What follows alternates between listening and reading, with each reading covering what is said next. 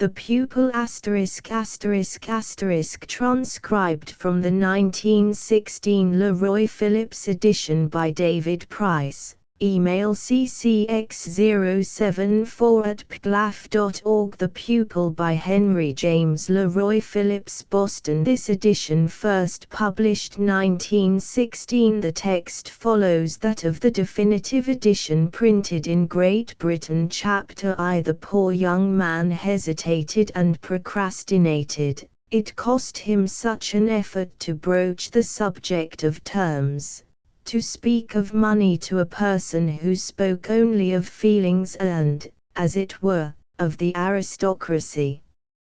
Yet he was unwilling to take leave, treating his engagement as settled, without some more conventional glance in that direction than he could find an opening for in the manner of the large affable lady who sat there drawing a pair of soiled gants de suede through a fat jeweled hand and, at once pressing and gliding, repeated over and over everything but the thing he would have liked to hear. He would have liked to hear the figure of his salary. But just as he was nervously about to sound that note, the little boy came back. The little boy Mrs. Marine had sent out of the room to fetch her fan. He came back without the fan, only with the casual observation that he couldn't find it. As he dropped this cynical confession, he looked straight and hard at the candidate for the honor of taking his education in hand. This personage reflected somewhat grimly that the thing he should have to teach his little charge would be to appear to address himself to his mother when he spoke to her, especially not to make her such an improper answer as that. When Mrs. Marine bethought herself of this pretext for getting rid of their companion, Pemberton supposed it was precisely to approach the delicate subject of his remuneration. But it had been only to say some things about her son that it was better a boy of 11 shouldn't catch. They were extravagantly to his advantage save when she lowered her voice to sigh, tapping her left side familiarly, and all overclouded by this, you know, all at the mercy of a weakness. Pemberton gathered that the weakness was in the region of the heart. He had known the poor child was not robust. This was the basis on which he had been invited to treat, through an English lady, an Oxford acquaintance, then at Nice, who happened to know both his needs and those of the amiable American family, looking out for something really superior in the way of a resident tutor. The young man's impression of his prospective pupil, who had come into the room as if to see for himself the moment Pemberton was admitted, was not quite the soft solicitation the visitor had taken for granted. Morgan Marine was somehow sickly without being delicate, and that he looked intelligent. It is true Pemberton wouldn't have enjoyed his being stupid, only added to the suggestion that, as with his big mouth and big ears he really couldn't be called pretty, he might too utterly fail to please. Pemberton was modest, was even timid, and the chance that his small scholar might prove cleverer than himself had quite figured, to his anxiety, among the dangers of an untried experiment. He reflected, however, that these were risks one had to run when one accepted a position, as it was called, in a private family, when as yet one's university honors had, pecuniarily speaking, remained barren. At any rate, when Mrs. Marine got up as to intimate that, since it was understood he would enter upon his duties within the week, she would let him off now, he succeeded, in spite of the presence of the child, in squeezing out a phrase about the rate of payment. It was not the fault of the conscious smile which seemed a reference to the lady's expensive identity. It was not the fault of this demonstration, which had, in a sort, both vagueness and point, if the allusion didn't sound rather vulgar. This was exactly because she became still more gracious to reply, "Oh, I can assure you that all that will be quite regular." Pemberton only wondered, while he took up his hat, what all that was to amount to. People had such different ideas. Mrs. Marine's words, however, seemed to commit the family to a pledge definite enough to elicit from the child a strange little comment in the shape of the mocking foreign ejaculation, "Oh la la." Pemberton, in some confusion, glanced at him as he walked slowly to the window with his back turned, his hands in his pockets and the air in his elderly shoulders of a boy who didn't play. The young man wondered if he should be able to teach him to play, though his mother had said it would never do and that this was why school was impossible. Mrs. Marine exhibited no discomfiture, she only continued blandly, "Mr. Marine will be delighted to meet your wishes. As I told you, he has been called to London for a week.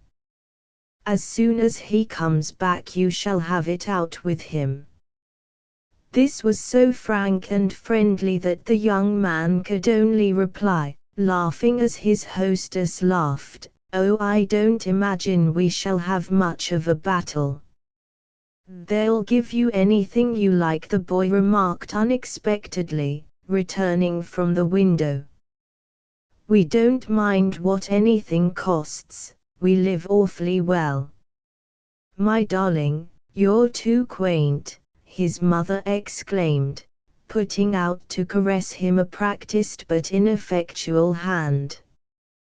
He slipped out of it, but looked with intelligent innocent eyes at Pemberton, who had already had time to notice that from one moment to the other his small satiric face seemed to change its time of life. At this moment it was infantine, yet it appeared also to be under the influence of curious intuitions and knowledges.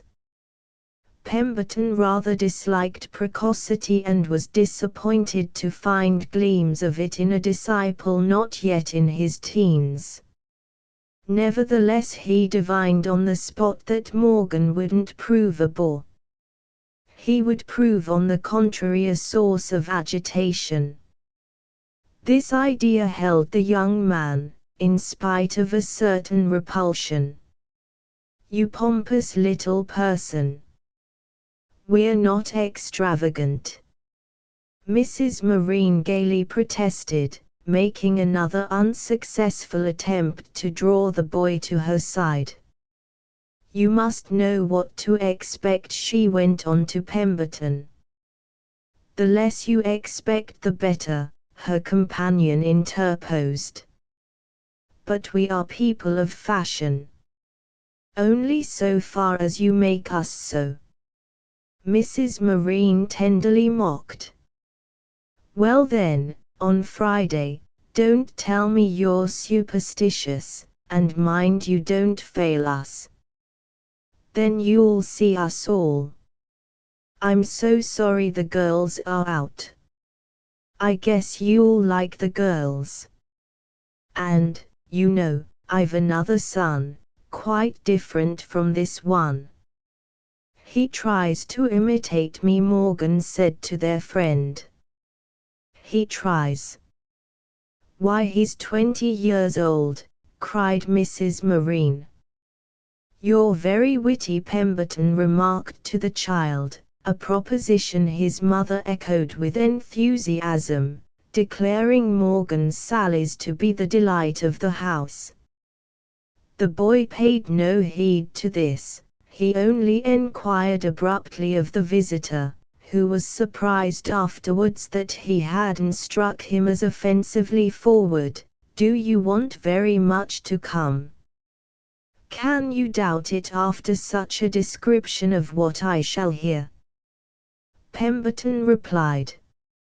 Yet he didn't want to come at all. He was coming because he had to go somewhere, thanks to the collapse of his fortune at the end of a year abroad spent on the system of putting his scant patrimony into a single full wave of experience. He had had his full wave but couldn't pay the score at his inn. Moreover, he had caught in the boy's eyes the glimpse of a far-off appeal. "Well, I'll do the best I can for you," said Morgan, with which he turned away again. He passed out of one of the long windows. Pemberton saw him go and lean on the parapet of the terrace. He remained there while the young man took leave of his mother, who, on Pemberton's looking as if he expected a farewell from him, interposed with, leave him, he's so strange." Pemberton supposed her to fear something he might say. "He's a genius, you'll love him," she added. "He's much the most interesting person in the family." And before he could invent some civility to oppose to this, she wound up with, "But we're all good, you know." "He's a genius, you'll love him," were words that recurred to our aspirant before the Friday, suggesting among many things that geniuses were not invariably lovable. However, it was all the better if there was an element that would make tutorship absorbing. He had perhaps taken too much for granted it would only disgust him. As he left the villa after his interview, he looked up at the balcony and saw the child leaning over it. "We shall have great larks," he called up. Morgan hung fire a moment and then gaily returned, "By the time you come back I shall have thought of something witty." This made Pemberton say to himself, after all he's rather nice. Chapter 2. On the Friday he saw them all, as Mrs. Marine had promised, for her husband had come back and the girls and the other son were at home. Mr. Marine had a white moustache, a confiding manner and, in his buttonhole, the ribbon of a foreign order, bestowed, as Pemberton eventually learned, for services. For what services he never clearly ascertained. This was a point, one of a large number, that Mr. Marine's manner never confided. What it emphatically did confide was that he was even more a man of the world than you might first make out.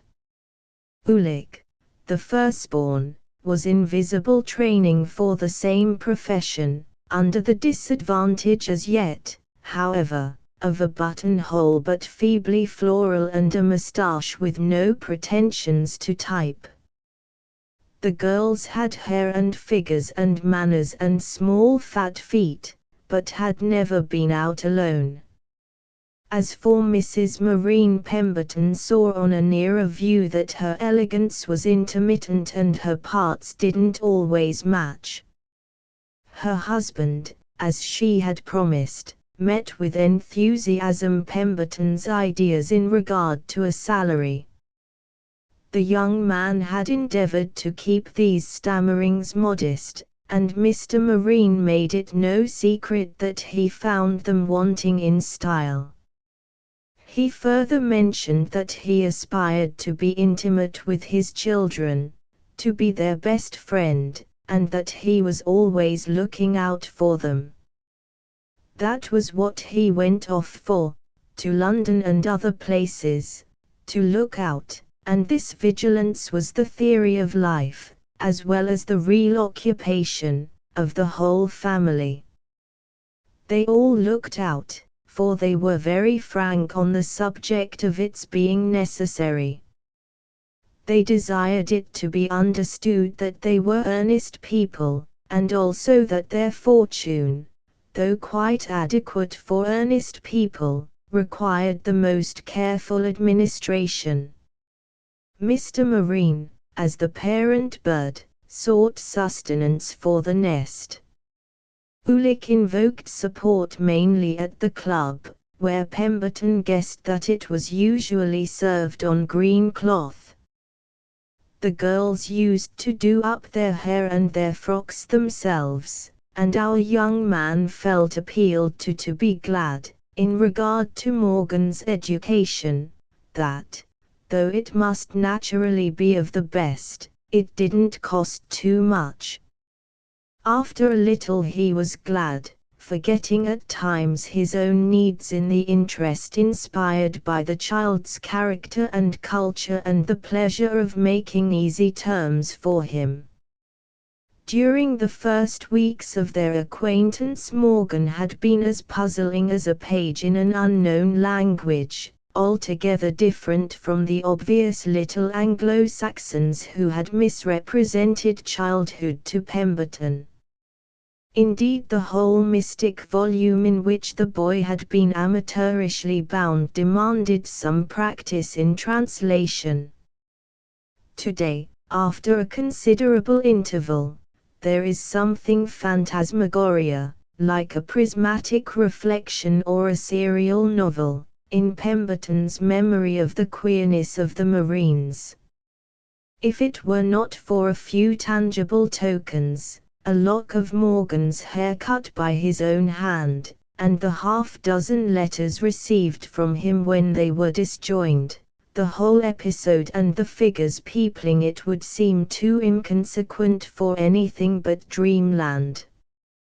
Their supreme quaintness was their success, as it appeared to him for a while at the time, since he had never seen a family so brilliantly equipped for failure. Wasn't it success to have kept him so hatefully long? Wasn't it success to have drawn him in that first morning at Dijon?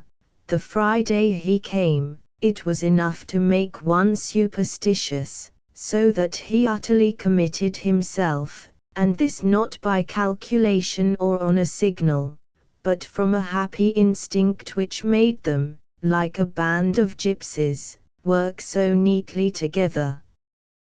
They amused him as much as if they had really been a band of gypsies. He was still young and had not seen much of the world, his English years had been properly arid, therefore the reversed conventions of the Marines, for they had their desperate proprieties, struck him as topsy-turvy.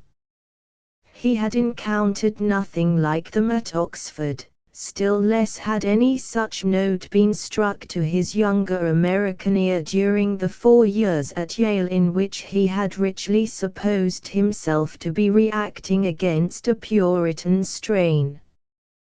The reaction of the Marines, at any rate, went ever so much further.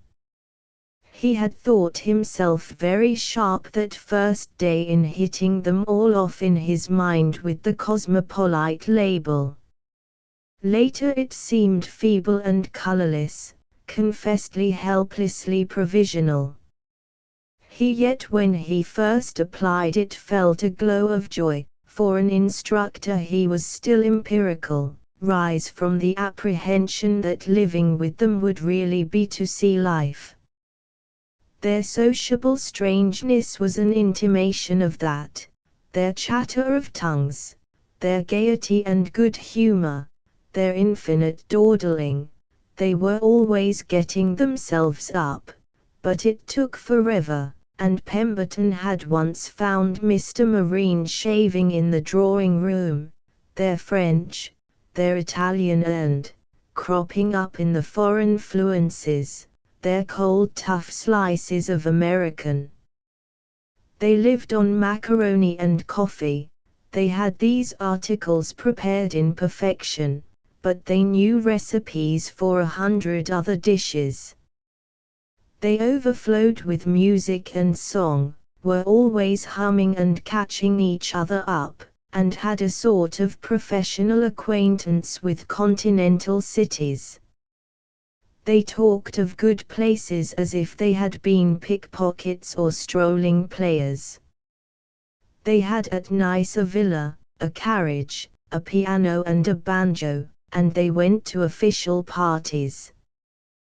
They were a perfect calendar of the days of their friends, which Pemberton knew them, when they were indisposed, to get out of bed to go to, and which made the week larger than life when Mrs. Marine talked of them with Paula and Amy. Their initiations gave their new inmate at first an almost dazzling sense of culture. Mrs. Marine had translated something at some former period, an author whom it made Pemberton feel born never to have heard of.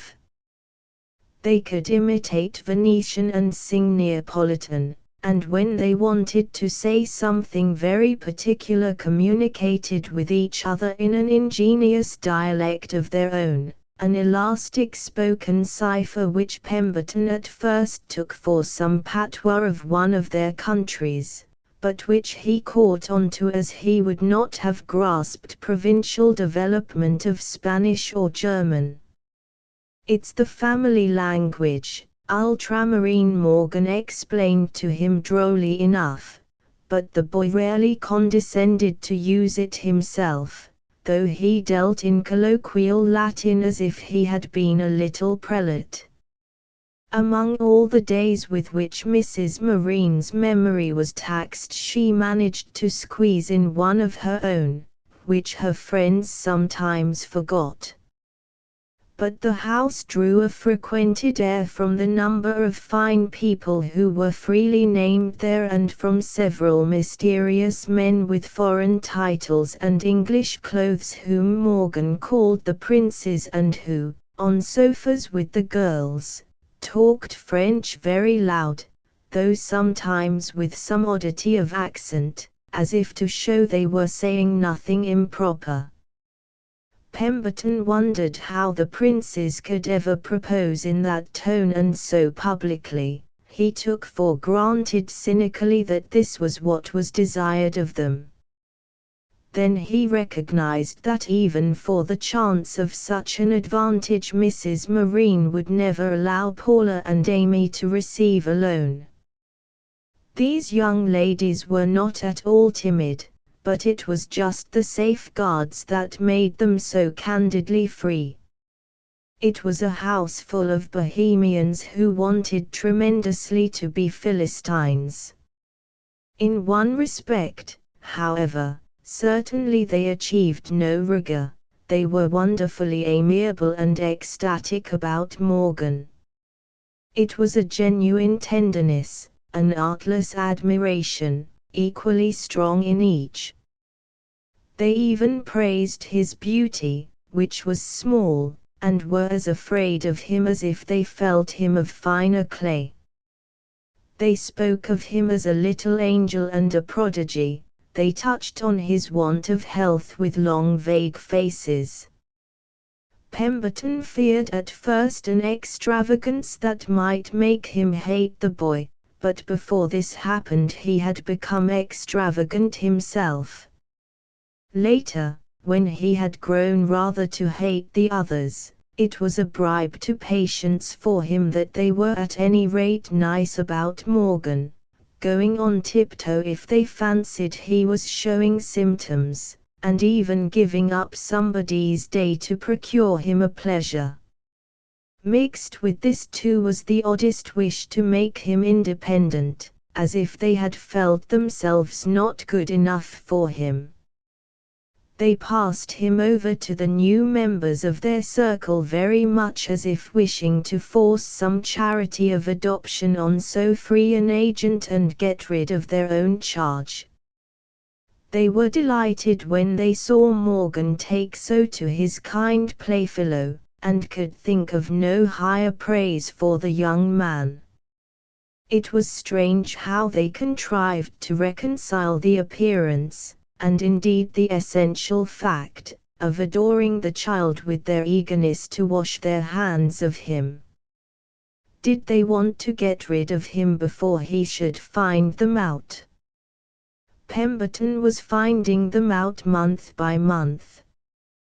The boy's fond family, however this might be, turned their backs with exaggerated delicacy, as if to avoid the reproach of interfering. Seeing in time how little he had in common with them, it was by them he first observed it. They proclaimed it with complete humility. His companion was moved to speculate on the mysteries of transmission, the far jumps of heredity. Where his detachment from most of the things they represented had come from was more than an observer could say. It certainly had burrowed under 2 or 3 generations. As for Pemberton's own estimate of his pupil, it was a good while before he got the point of view, so little had he been prepared for it by the smug young barbarians to whom the tradition of tutorship, as hitherto revealed to him, had been adjusted. Morgan was scrappy and surprising, deficient in many properties supposed common to the genus and abounding in others that were the portion only of the supernaturally clever. One day his friend made a great stride. It cleared up the question to perceive that Morgan was supernaturally clever and that, though the formula was temporarily meager, this would be the only assumption on which one could successfully deal with him. He had the general quality of a child for whom life had not been simplified by school, a kind of homebred sensibility which might have been as bad for himself but was charming for others, and a whole range of refinement and perception, little musical vibrations as taking as picked up as, begotten by wandering about Europe at the tail of his migratory tribe. This might not have been an education to recommend in advance, but its results with so special a subject were as appreciable as the marks on a piece of fine porcelain. There was at the same time in him a small strain of stoicism, doubtless the fruit of having had to begin early to bear pain, which counted for pluck and made it of less consequence that he might have been thought at school rather a polyglot little beast. Pemberton indeed quickly found himself rejoicing that school was out of the question. In any million of boys it was probably good for all but one, and Morgan was that millionth. It would have made him comparative and superior. It might have made him really require kicking. Pemberton would try to be school himself, a bigger seminary than 500 grazing donkeys, so that, winning no prizes, the boy would remain unconscious and irresponsible and amusing, because, though life was already intense in his childish nature, freshness still made there a strong draught for jokes. It turned out that even in the still air of Morgan's various disabilities jokes flourished greatly. He was a pale, lean, acute, undeveloped little cosmopolite, who liked intellectual gymnastics and who also, as regards the behavior of mankind, had noticed more things than you might suppose, but who nevertheless had his proper playroom of superstitions, where he smashed a dozen toys a day. Chapter 3. At nice once, toward evening, as the pair rested in the open air after a walk, and looked over the sea at the pink western lights, he said suddenly to his comrade, "Do you like it, being with us all in this intimate way?" "My dear fellow, why should I stay if I didn't?" "How do I know you'll stay?" "I'm almost sure you won't, very long." "I hope you don't mean to dismiss me," said Pemberton. Morgan debated, looking at the sunset. "I think if I did right I ought to." "Well, I know I'm supposed to instruct you in virtue, but in that case don't do right. You're very young, fortunately," Morgan went on, turning to him again. "Oh yes, compared with you. Therefore it won't matter so much if you do lose a lot of time." "That's the way to look at it," said Pemberton accommodatingly. They were silent a minute, after which the boy asked, "Do you like my father and my mother very much?" "Dear me, yes. They're charming people." Morgan received this with another silence, then unexpectedly, familiarly, but at the same time affectionately, he remarked, "You're a jolly old humbug." For a particular reason the words made our young man change color. The boy noticed in an instant that he had turned red, whereupon he turned red himself, and pupil and master exchanged a longish glance in which there was a consciousness of many more things than are usually touched upon, even tacitly, in such a relation. It produced for Pemberton an embarrassment, it raised in a shadowy form a question.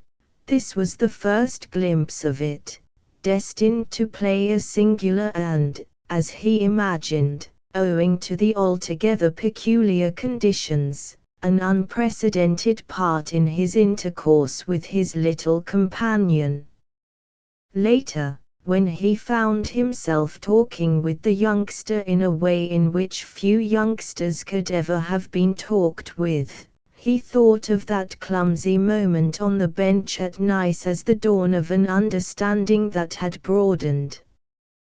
What had added to the clumsiness then was that he thought it his duty to declare to Morgan that he might abuse him, Pemberton, as much as he liked, but must never abuse his parents. To this Morgan had the easy retort that he hadn't dreamed of abusing them, which appeared to be true. It put Pemberton in the wrong. "Then why am I a humbug for saying I think them charming?" the young man asked, conscious of a certain rashness. "Well, they're not your parents. They love you better than anything in the world, never forget that," said Pemberton. "Is that why you like them so much?" "They're very kind to me," Pemberton replied evasively. "You are a humbug," laughed Morgan, passing an arm into his tutor's. He leaned against him, looking oft at the sea again and swinging his long thin legs. "Don't kick my shins," said Pemberton while he reflected. "Hang it, I can't complain of them to the child." "There's another reason, too," Morgan went on, keeping his legs still. "Another reason for what?" "Besides their not being your parents." "I don't understand you," said Pemberton. "Well, you will before long." "All right." He did understand fully before long, but he made a fight even with himself before he confessed it. He thought it the oddest thing to have a struggle with the child about. He wondered he didn't hate the hope of the Marines for bringing the struggle on. But by the time it began, any such sentiment for that scion was closed to him. Morgan was a special case, and to know him was to accept him on his own odd terms. Pemberton had spent his aversion to special cases before arriving at knowledge. When at last he did arrive, his quandary was great. Against every interest he had attached himself. They would have to meet things together. Before they went home that evening at night, the boy had said, clinging to his arm, "Well, at any rate you'll hang on to the last. To the last. Till you're fairly beaten." "You ought to be fairly beaten," cried the young man, drawing him closer. Chapter 4. A year after he had come to live with them, Mr. and Mrs. Marine suddenly gave up the villa at Nice. Pemberton had got used to suddenness, having seen it practiced on a considerable scale during 2 jerky little tours, one in Switzerland the first summer, and the other late in the winter, when they all ran down to Florence and then, at the end of 10 days, liking it much less than they had intended, straggled back in mysterious depression. They had returned to Nice forever, as they said, but this didn't prevent their squeezing, one rainy muggy May night, into a second-class railway carriage. You could never tell by which class they would travel, where Pemberton helped them to stow away a wonderful collection of bundles and bags. The explanation of this maneuver was that they had determined to spend the summer in some bracing place, but in Paris they dropped into a small furnished apartment, a 4th floor in a third-rate avenue, where there was a smell on the staircase and the portier was hateful, and passed the next 4 months in blank indigence. The better part of this baffled sojourn was for the preceptor and his pupil, who, visiting the Invalides and Notre Dame, the Conciergerie and all the museums, took 100 remunerative rambles. They learned to know their Paris, which was useful, for they came back another year for a longer stay, the general character of which in Pemberton's memory today mixes pitiably and confusedly with that of the first. He sees Morgan's shabby knickerbockers, the everlasting pair that didn't match his blouse and that as he grew longer could only grow faded. He remembers the particular holes in his 3 or 4 pair of colored stockings. Morgan was dear to his mother, but he never was better dressed than was absolutely necessary, partly, no doubt, by his own fault, for he was as indifferent to his appearance as a German philosopher. "My dear fellow, you are coming to pieces," Pemberton would say to him in skeptical remonstrance, to which the child would reply, looking at him serenely up and down, "My dear fellow, so are you. I don't want to cast you in the shade." Pemberton could have no rejoinder for this, the assertion so closely represented the fact. If however the deficiencies of his own wardrobe were a chapter by themselves, he didn't like his little charge to look too poor. Later he used to say, "Well, if we're poor, why, after all, shouldn't we look it?" And he consoled himself with thinking there was something rather elderly and gentlemanly in Morgan's disrepair. It differed from the untidiness of the urchin who plays and spoils his things. He could trace perfectly the degrees by which, in proportion as her little son confined himself to his tutor for society, Mrs. Marine shrewdly forbore to renew his garments. She did nothing that didn't show, neglected him because he escaped notice, and then, as he illustrated this clever policy, discouraged at home his public appearances. Her position was logical enough. Those members of her family who did show had to be showy. During this period and several others, Pemberton was quite aware of how he and his comrade might strike people, wandering languidly through the Jardin des Plantes as if they had nowhere to go, sitting on the winter days in the galleries of the Louvre, so splendidly ironical to the homeless, as if for the advantage of the caloriferia. They joked about it sometimes. It was the sort of joke that was perfectly within the boys' compass.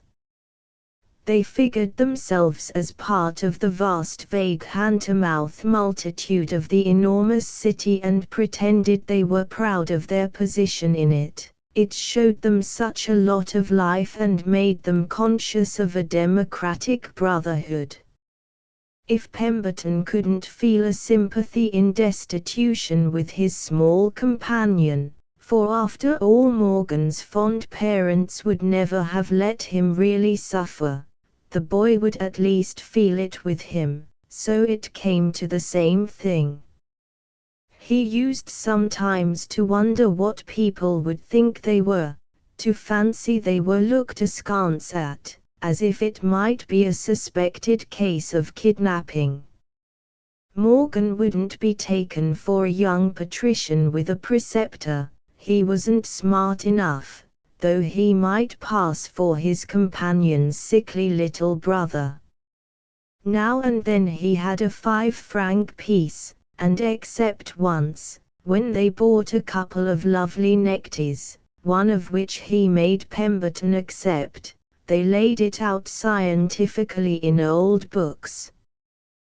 This was sure to be a great day, always spent on the quays, in a rummage of the dusty boxes that garnish the parapets. Such occasions helped them to live, for their books ran low very soon after the beginning of their acquaintance. Pemberton had a good many in England, but he was obliged to write to a friend and ask him kindly to get some fellow to give him something for them. If they had to relinquish that summer the advantage of the bracing climate, the young man couldn't but suspect this failure of the cup when at their very lips to have been the effect of a rude jostle of his own. This had represented his first blowout, as he called it, with his patrons, his first successful attempt, though there was little other success about it, to bring them to a consideration of his impossible position. As the ostensible eve of a costly journey, the moment had struck him as favorable to an earnest protest, the presentation of an ultimatum. Ridiculous as it sounded, he had never yet been able to compass an uninterrupted private interview with the elder pair or with either of them singly. They were always flanked by their elder children, and poor Pemberton usually had his own little charge at his side. He was conscious of its being a house in which the surface of one's delicacy got rather smudged. Nevertheless, he had preserved the bloom of his scruple against announcing to Mr. and Mrs. Marine with publicity that he shouldn't be able to go on longer without a little money. He was still simple enough to suppose Ulick and Paula and Amy might not know that since his arrival he had only had 140 francs. And he was magnanimous enough to wish not to compromise their parents in their eyes. Mr. Marine now listened to him, as he listened to everyone and to everything, like a man of the world, and seemed to appeal to him, though not of course too grossly, to try and be a little more of one himself. Pemberton recognized in fact the importance of the character, from the advantage it gave Mr. Marine. He was not even confused or embarrassed, whereas the young man in his service was more so than there was any reason for. Neither was he surprised, at least any more than a gentleman had to be who freely confessed himself a little shocked, though not perhaps strictly at Pemberton. "We must go into this, mustn't we, dear?" he said to his wife. He assured his young friend that the matter should have his very best attention, and he melted into space as elusively as if, at the door, he were taking an inevitable but deprecatory precedence. When, the next moment, Pemberton found himself alone with Mrs. Marine, it was to hear her say I see, stroking the roundness of her chin and looking as if she were only hesitating between a dozen easy remedies. If they didn't make their push, Mr. Marine could at least disappear for several days. During his absence his wife took up the subject again spontaneously, but her contribution to it was merely that she had thought all the while they were getting on so beautifully. Pemberton's reply to this revelation was that unless they immediately put down something on account he would leave them on the spot and forever. He knew she would wonder how he would get away, and for a moment expected her to enquire. She didn't, for which he was almost grateful to her, so little was he in a position to tell. "You won't. You know you won't, you're too interested," she said. "You are interested, you know you are, you dear kind man." She laughed with almost condemnatory archness, as if it were a reproach, though she wouldn't insist, and flirted a soiled pocket handkerchief at him. Pemberton's mind was fully made up to take his step the following week. This would give him time to get an answer to a letter he had dispatched to England. If he did in the event nothing of the sort, that is if he stayed another year and then went away only for 3 months, it was not merely because before the answer to his letter came, most unsatisfactory when it did arrive, Mr. Marine generously counted out to him, and again with the sacrifice to form of a marked man of the world, 300 francs in elegant ringing gold. He was irritated to find that Mrs. Marine was right, that he couldn't at the pinch bear to leave the child.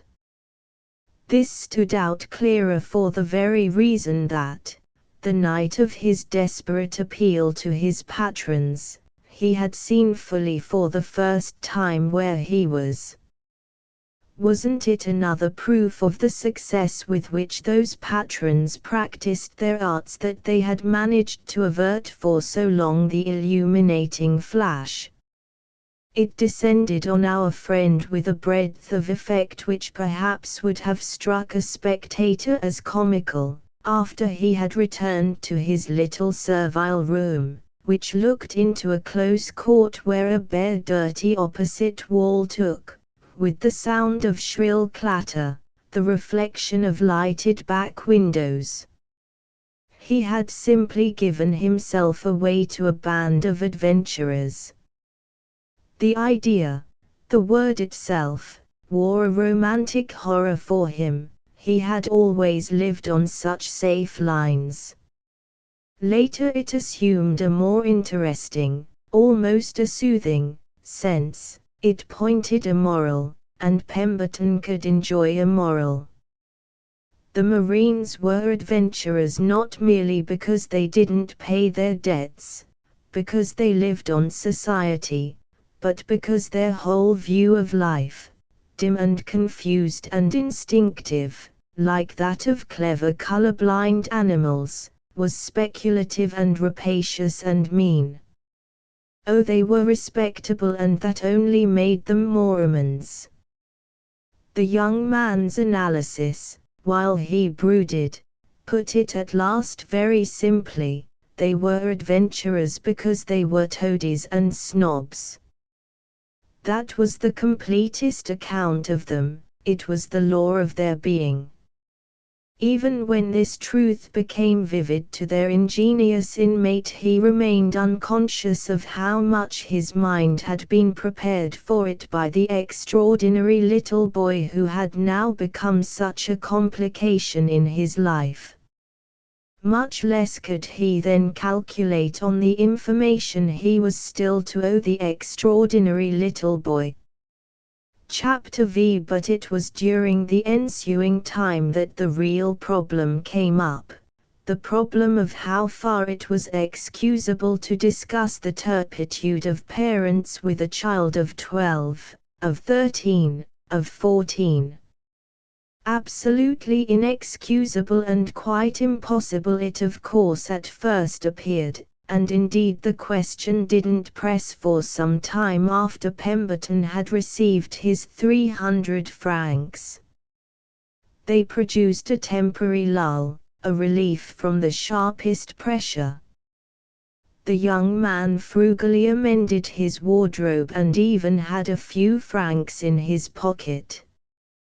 He thought the Marines looked at him as if he were almost too smart, as if they ought to take care not to spoil him.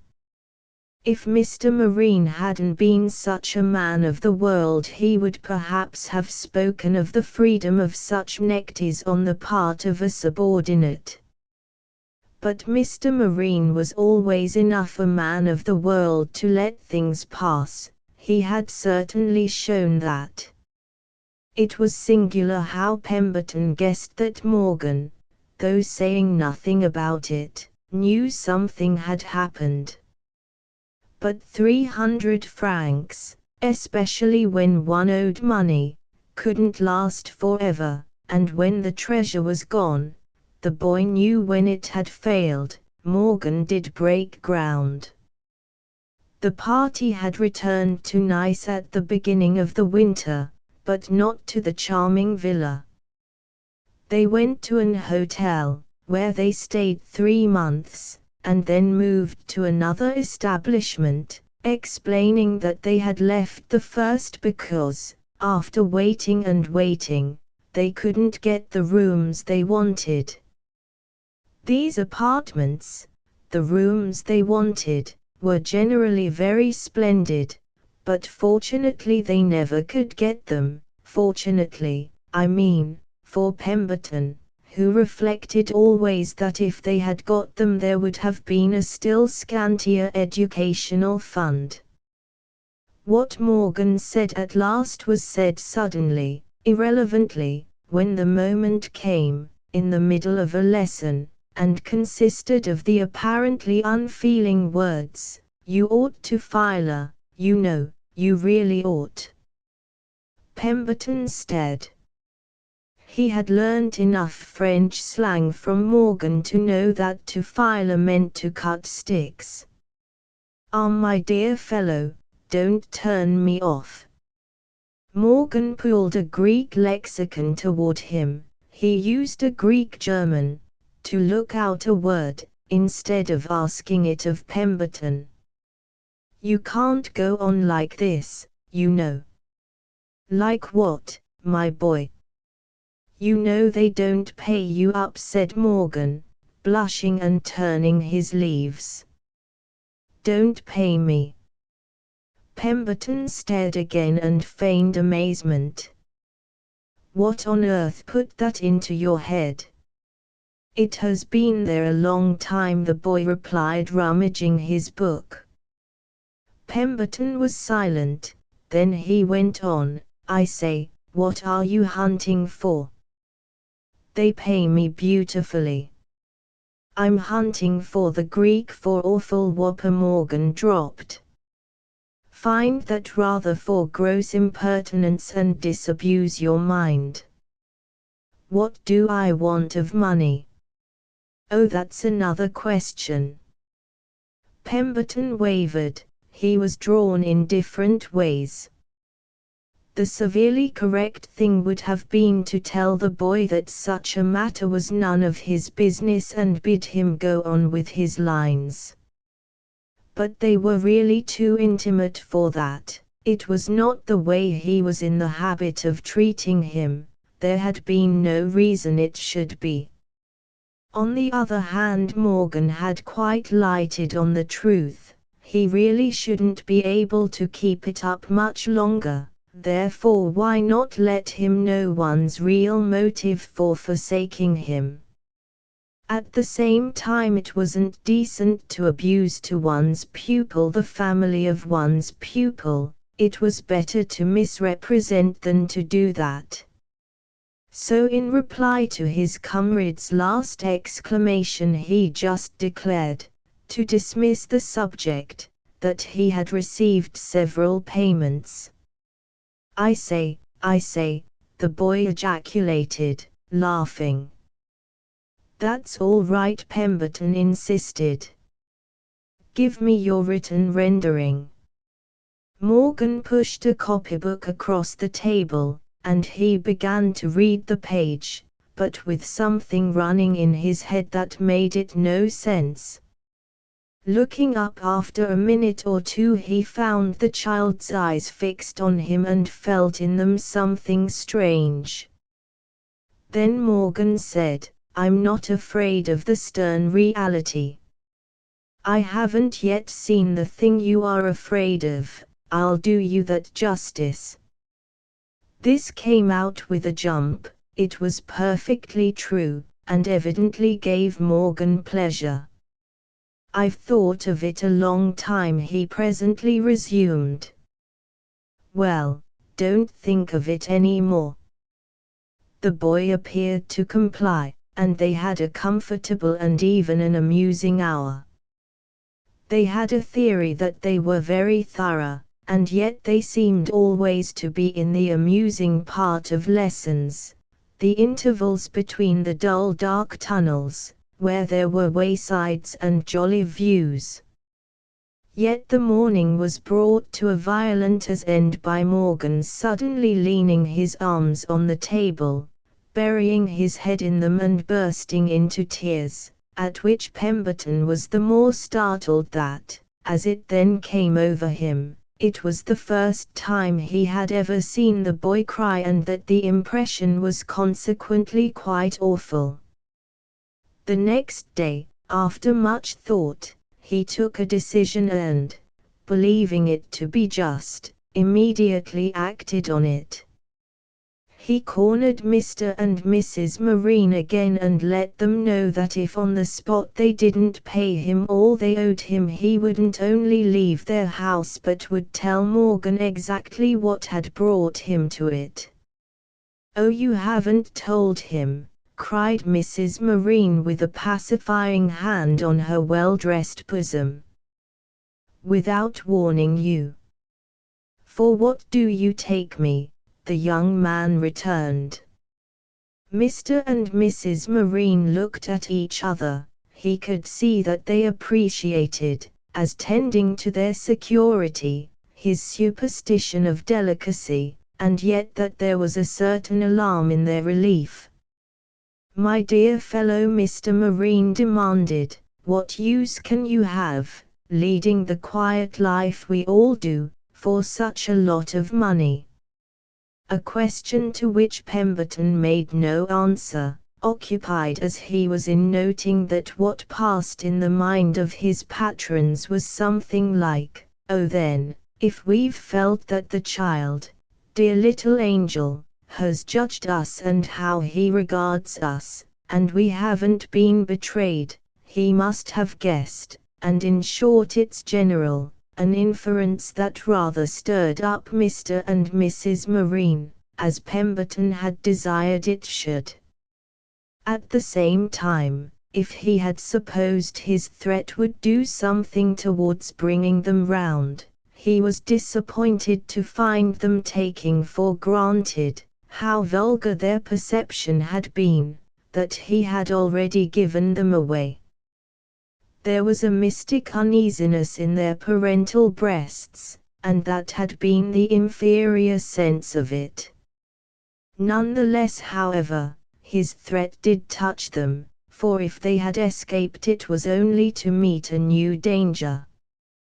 Mr. Marine appealed to him, on every precedent, as a man of the world, but his wife had recourse, for the first time since his domestication with them, to a fine hauteur, reminding him that a devoted mother, with her child, had arts that protected her against gross misrepresentation. "I should misrepresent you grossly if I accused you of common honesty," our friend replied, but as he closed the door behind him sharply, thinking he had not done himself much good, while Mr. Marine lighted another cigarette, he heard his hostess shout after him more touchingly, "Oh, you do, put the knife to one's throat." The next morning, very early, she came to his room. He recognized her knock, but had no hope she brought him money, as to which he was wrong, for she had 50 francs in her hand. She squeezed forward in her dressing gown, and he received her in his own, between his bathtub and his bed. He had been tolerably schooled by this time to the foreign ways of his hosts. Mrs. Marine was ardent, and when she was ardent she didn't care what she did, so she now sat down on his bed, his clothes being on the chairs, and, in her preoccupation, forgot, as she glanced round, to be ashamed of giving him such a horrid room.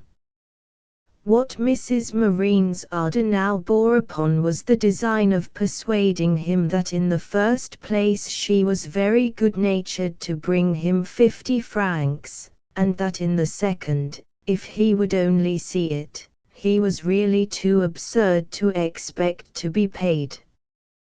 Wasn't he paid enough without perpetual money? Wasn't he paid by the comfortable luxurious home he enjoyed with them all, without a care, an anxiety, a solitary want? Wasn't he sure of his position, and wasn't that everything to a young man like him, quite unknown, with singularly little to show, the ground of whose exorbitant pretensions it had never been easy to discover? Wasn't he paid above all by the sweet relation he had established with Morgan, quite ideal as from master to pupil, and by the simple privilege of knowing and living with so amazingly gifted a child, than whom really, and she meant literally what she said, there was no better company in Europe? Mrs. Marine herself took to appealing to him as a man of the world.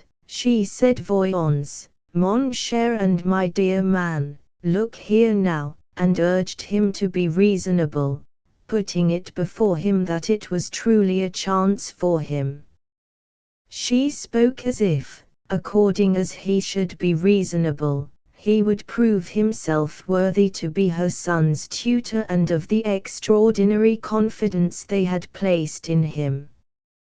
After all, Pemberton reflected, it was only a difference of theory, and the theory didn't matter much.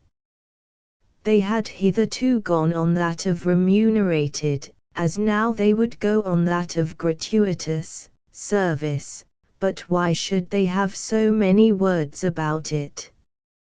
Mrs. Marine at all events continued to be convincing.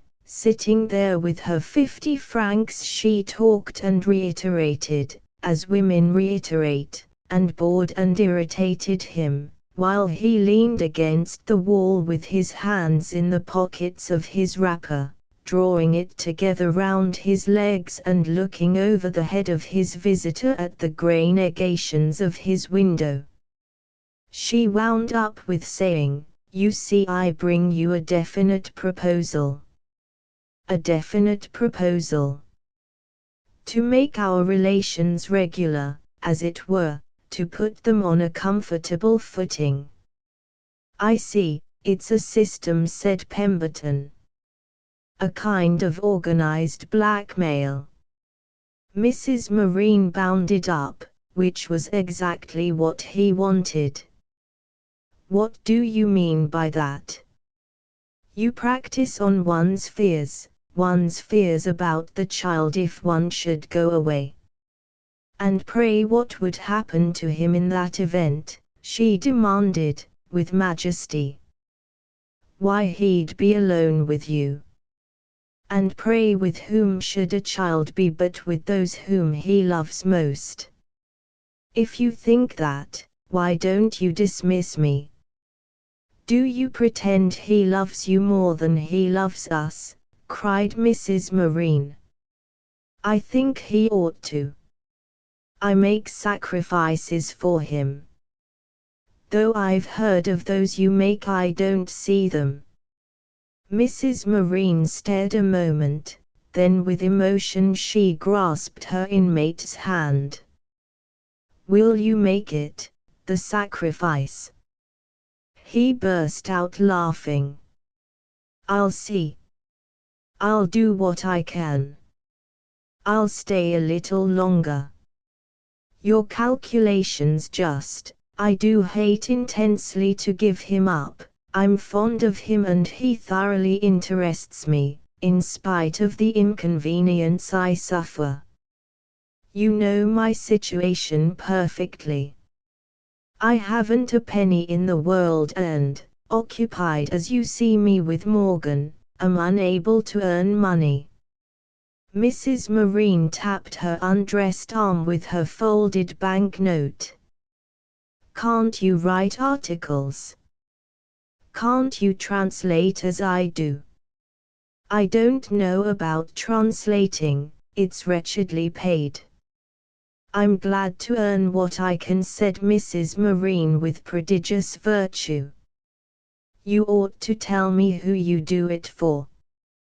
Pemberton paused a moment, and she said nothing, so he added, I've tried to turn off some little sketches, but the magazines won't have them, they are declined with thanks. You see, then you're not such a phoenix, his visitor pointedly smiled, to pretend to abilities you're sacrificing for our sake. I haven't time to do things properly, he ruefully went on. Then, as it came over him that he was almost abjectly good-natured to give these explanations, he added, if I stay on longer it must be on one condition, that Morgan shall know distinctly on what footing I am. Mrs. Marine demurred. Surely you don't want to show off to a child? To show you off, do you mean? Again she cast about, but this time it was to produce a still finer flower. And you talk of blackmail. You can easily prevent it, said Pemberton. And you talk of practicing on fears, she bravely pushed on. Yes, there's no doubt I'm a great scoundrel.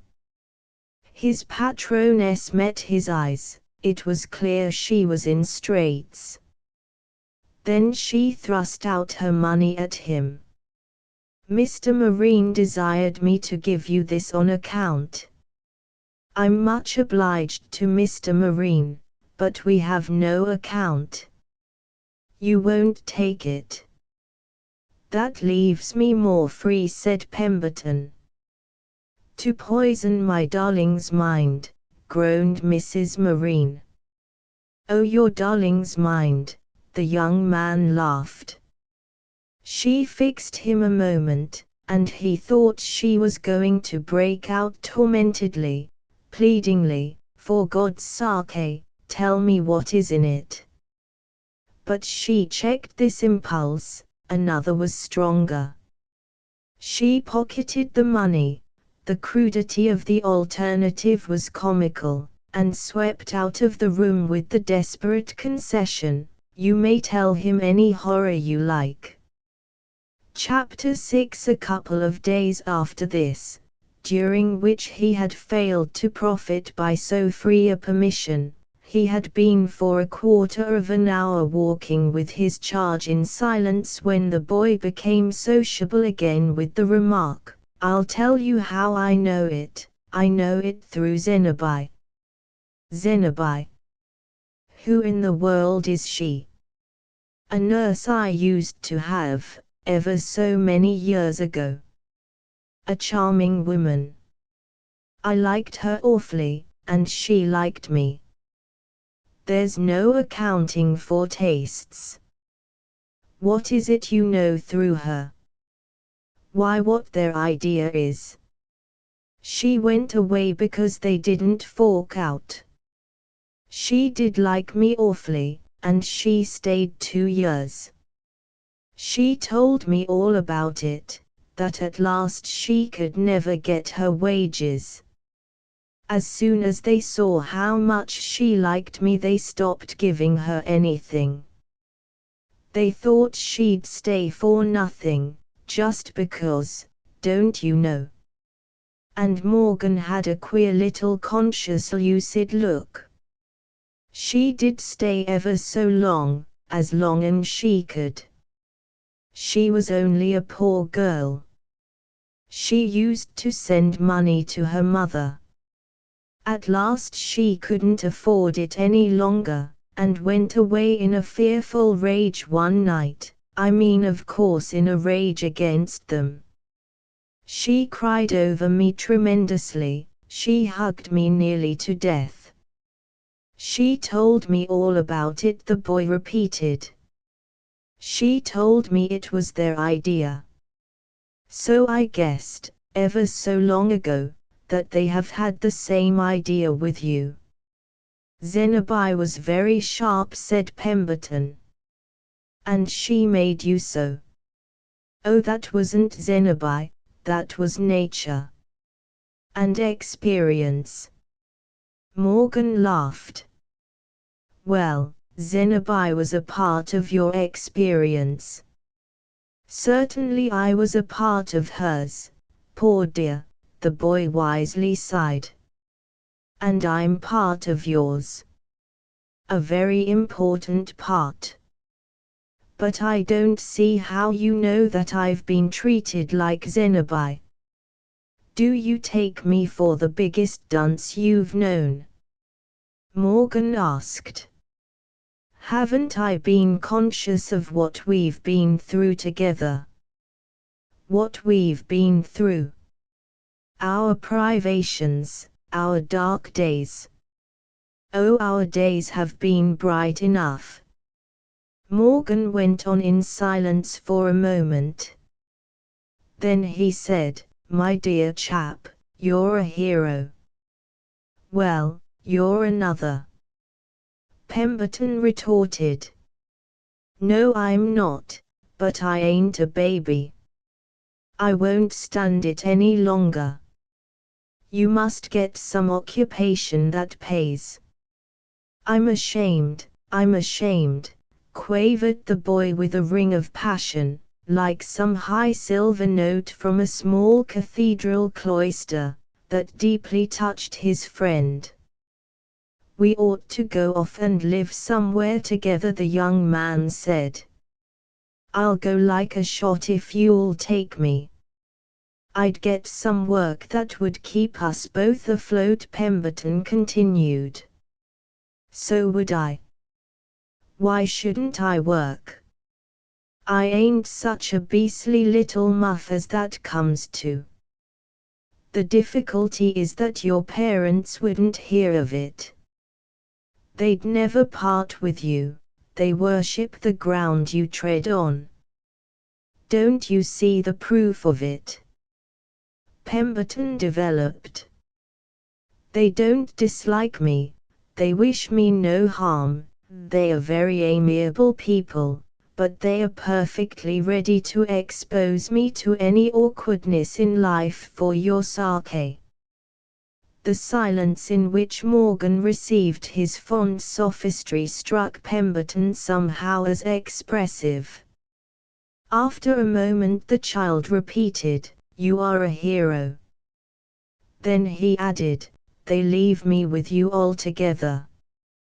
You've all the responsibility. They put me off on you from morning till night. Why then should they object to my taking up with you completely? I'd help you.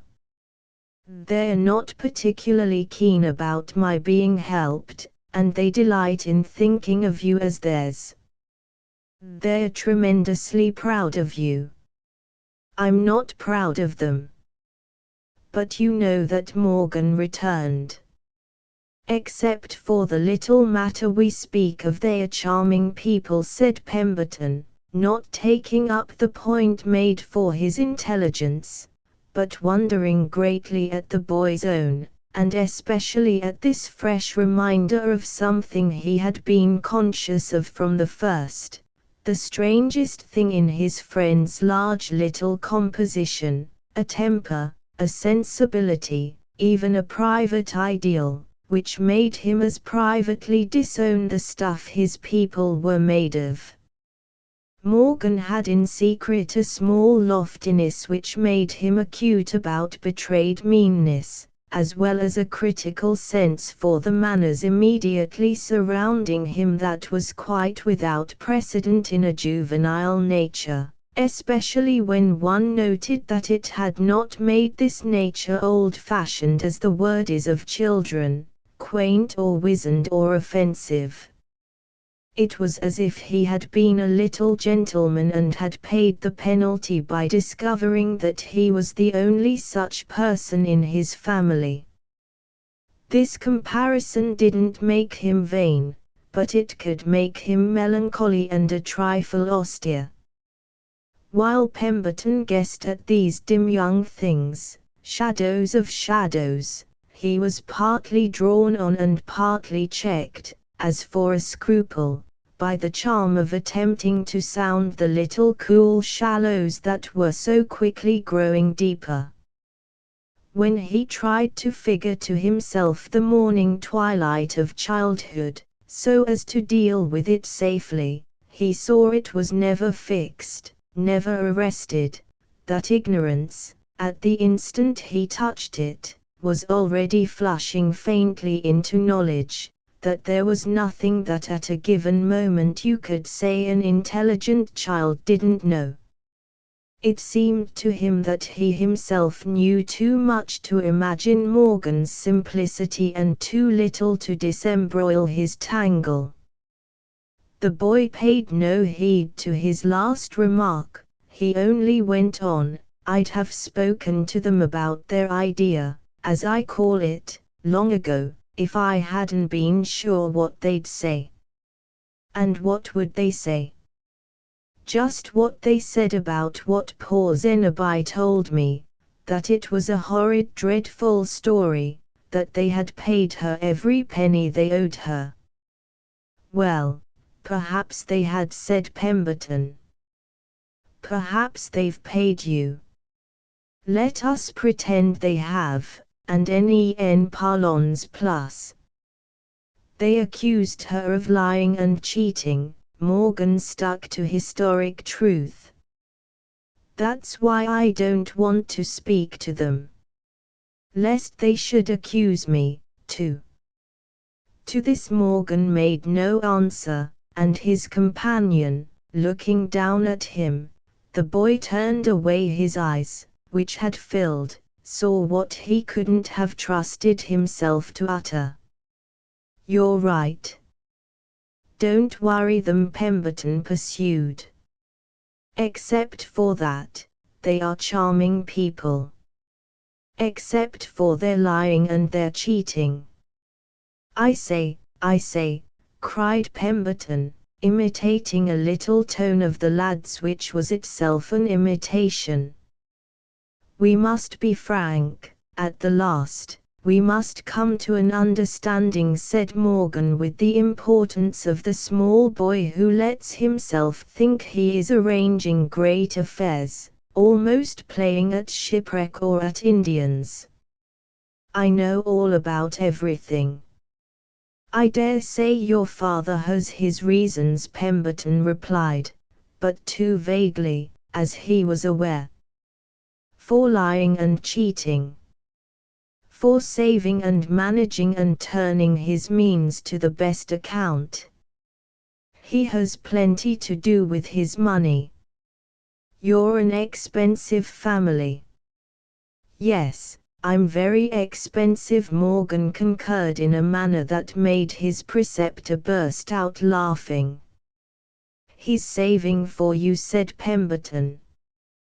They think of you in everything they do. He might, while he's about it, save a little. The boy paused, and his friend waited to hear what. Then Morgan brought out oddly, a little reputation. Oh, there's plenty of that. That's all right. Enough of it for the people they know, no doubt. The people they know are awful. Do you mean the princes? We mustn't abuse the princes. Why not? They haven't married Paula, they haven't married Amy. They only clean out Ulick. You do know everything, Pemberton declared. No, I don't, after all. I don't know what they live on, or how they live, or why they live. What have they got and how did they get it? Are they rich, are they poor, or have they a modest essence? Why are they always chivying me about, living 1 year like ambassadors and the next like paupers? Who are they, anyway, and what are they? I've thought of all that, I've thought of a lot of things. They're so beastly worldly. That's what I hate most. Oh, I've seen it. All they care about is to make an appearance and to pass for something or other. What the dickens do they want to pass for? What do they, Mr. Pemberton? You pause for a reply, said Pemberton, treating the question as a joke, yet wondering too and greatly struck with his mate's intense if imperfect vision. I haven't the least idea. And what good does it do? Haven't I seen the way people treat them, the nice people, the ones they want to know? They'll take anything from them, they'll lie down and be trampled on. The nice ones hate that, they just sicken them. You're the only really nice person we know. Are you sure? They don't lie down for me. Well, you shan't lie down for them. You've got to go, that's what you've got to do, said Morgan. And what will become of you? Oh, I'm growing up. I shall get off before long. I'll see you later. You had better let me finish, you, Pemberton urged, lending himself to the child's strange superiority. Morgan stopped in their walk, looking up at him. He had to look up much less than a couple of years before. He had grown, in his loose leanness, so long and high. Finish me, he echoed. There are such a lot of jolly things we can do together yet. I want to turn you out, I want you to do me credit. Morgan continued to look at him. To give you credit, do you mean? My dear fellow, you're too clever to live. That's just what I'm afraid you think. No, no, it isn't fair, I can't endure it. We'll separate next week. The sooner it's over, the sooner to sleep. If I hear of anything, any other chance, I promise to go, Pemberton said. Morgan consented to consider this. But you'll be honest, he demanded, you won't pretend you haven't heard. I'm much more likely to pretend I have. But what can you hear of, this way, stuck in a hole with us? You ought to be on the spot, to go to England, you ought to go to America. "One would think you were my tutor," said Pemberton. Morgan walked on and after a little had begun again. "Well, now that you know I know and that we look at the facts and keep nothing back, it's much more comfortable, isn't it? My dear boy, it's so amusing, so interesting, that it will surely be quite impossible for me to forego such hours as these."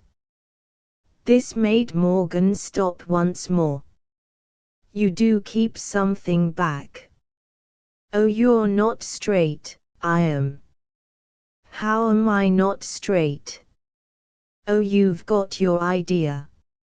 "My idea?" "Why, that I probably shan't make older, bones, and that you can stick it out till I'm removed." "You are too clever to live," Pemberton repeated. "I call it a mean idea," Morgan pursued. "But I shall punish you by the way I hang on. Look out or I'll poison you." Pemberton laughed. "I'm stronger and better every year. Haven't you noticed that there hasn't been a doctor near me since you came?" "I'm your doctor," said the young man, taking his arm and drawing him tenderly on again. Morgan proceeded and after a few steps gave a sigh of mingled weariness and relief. Now that we look at the facts, it's all right." Chapter 7. They looked at the facts a good deal after this, and one of the first consequences of their doing so was that Pemberton stuck it out, in his friend's parlance, for the purpose.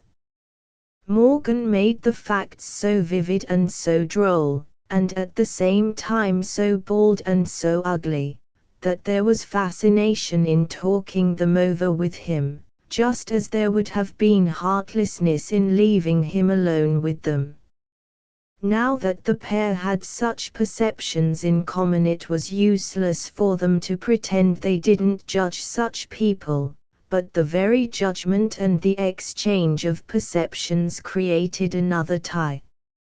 Morgan had never been so interesting as now that he himself was made plainer by the sidelight of these confidences. What came out in it most was the small fine passion of his pride. He had plenty of that, Pemberton felt, so much that one might perhaps wisely wish for it some early bruises. He would have liked his people to have a spirit and had waked up to the sense of their perpetually eating humble pie. His mother would consume any amount, and his father would consume even more than his mother. He had a theory that Ulick had wriggled out of an affair at Nice. There had once been a flurry at home, a regular panic, after which they all went to bed and took medicine, not to be accounted for on any other supposition. Morgan had a romantic imagination, led by poetry and history, and he would have liked those who bore his name, as he used to say to Pemberton with the humor that made his queer delicacies manly, to carry themselves with an air. But their one idea was to get in with people who didn't want them and to take snubs as if they were honorable scars. Why people didn't want them more he didn't know. That was people's own affair. After all, they weren't superficially repulsive. They were 100 times cleverer than most of the dreary grandees, the poor swells they rushed about Europe to catch up with. After all, they are amusing. They are, he used to pronounce with the wisdom of the ages. To which Pemberton always replied, amusing, the great marine troupe. Why, they are altogether delightful, and if it weren't for the hitch that you and I, feeble performers, make in the ensemble, they'd carry everything before them. What the boy couldn't get over was the fact that this particular blight seemed, in a tradition of self-respect, so undeserved and so arbitrary. No doubt people had a right to take the line they liked, but why should his people have liked the line of pushing and toadying and lying and cheating? What had their forefathers, all decent folk, so far as he knew, done to them, or what had he done to them? Who had poisoned their blood with the fifth-rate social ideal, the fixed idea of making smart acquaintances and getting into the monde chic, especially when it was foredoomed to failure and exposure? They showed so what they were after. That was what made the people they wanted not want them. And never a wince for dignity, never a throb of shame at looking each other in the face, never any independence or resentment or disgust. If his father or his brother would only knock someone down once or twice a year. Clever as they were, they never guessed the impression they made. They were good-natured, yes, as good-natured as Jews at the doors of clothing shops. But was that the model one wanted one's family to follow? Morgan had dim memories of an old grandfather, the maternal, in New York, whom he had been taken across the ocean at the age of 5 to see, a gentleman with a high neckcloth and a good deal of pronunciation, who wore a dress coat in the morning, which made one wonder what he wore in the evening, and had, or was supposed to have property and something to do with the Bible Society. It couldn't have been but that he was a good type. Pemberton himself remembered Mrs. Clancy, a widowed sister of Mr. Marine's, who was as irritating as a moral tale and had paid a fortnight's visit to the family at Nice shortly after he came to live with them. She was pure and refined as Amy said over the banjo, and had the air of not knowing what they meant when they talked, and of keeping something rather important back. Pemberton judged that what she kept back was an approval of many of their ways. Therefore it was to be supposed that she too was of a good type, and that Mr. and Mrs. Marine and Ulick and Paula and Amy might easily have been of a better one if they would. But that they wouldn't was more and more perceptible from day to day. They continued to chivy, as Morgan called it, and in due time became aware of a variety of reasons for proceeding to Venice. They mentioned a great many of them. They were always strikingly frank and had the brightest friendly chatter, at the late foreign breakfast in especial, before the ladies had made up their faces, when they leaned their arms on the table, had something to follow the Demetus, and, in the heat of familiar discussion as to what they really ought to do, fell inevitably into the languages in which they could tutoyer. Even Pemberton liked them then. He could endure even Ulick when he heard him give his little flat voice for the sweet sea city. That was what made him have a sneaking kindness for them, that they were so out of the workaday world and kept him so out of it. The summer had waned when, with cries of ecstasy, they all passed out on the balcony that overhung the Grand Canal. The sunsets then were splendid and the Dorringtons had arrived. The Dorringtons were the only reason they hadn't talked of at breakfast, but the reasons they didn't talk of at breakfast always came out in the end. The Dorringtons on the other hand came out very little, or else when they did they stayed, as was natural, for hours, during which periods Mrs. Marine and the girls sometimes called at their hotel, to see if they had returned, as many as 3 times running.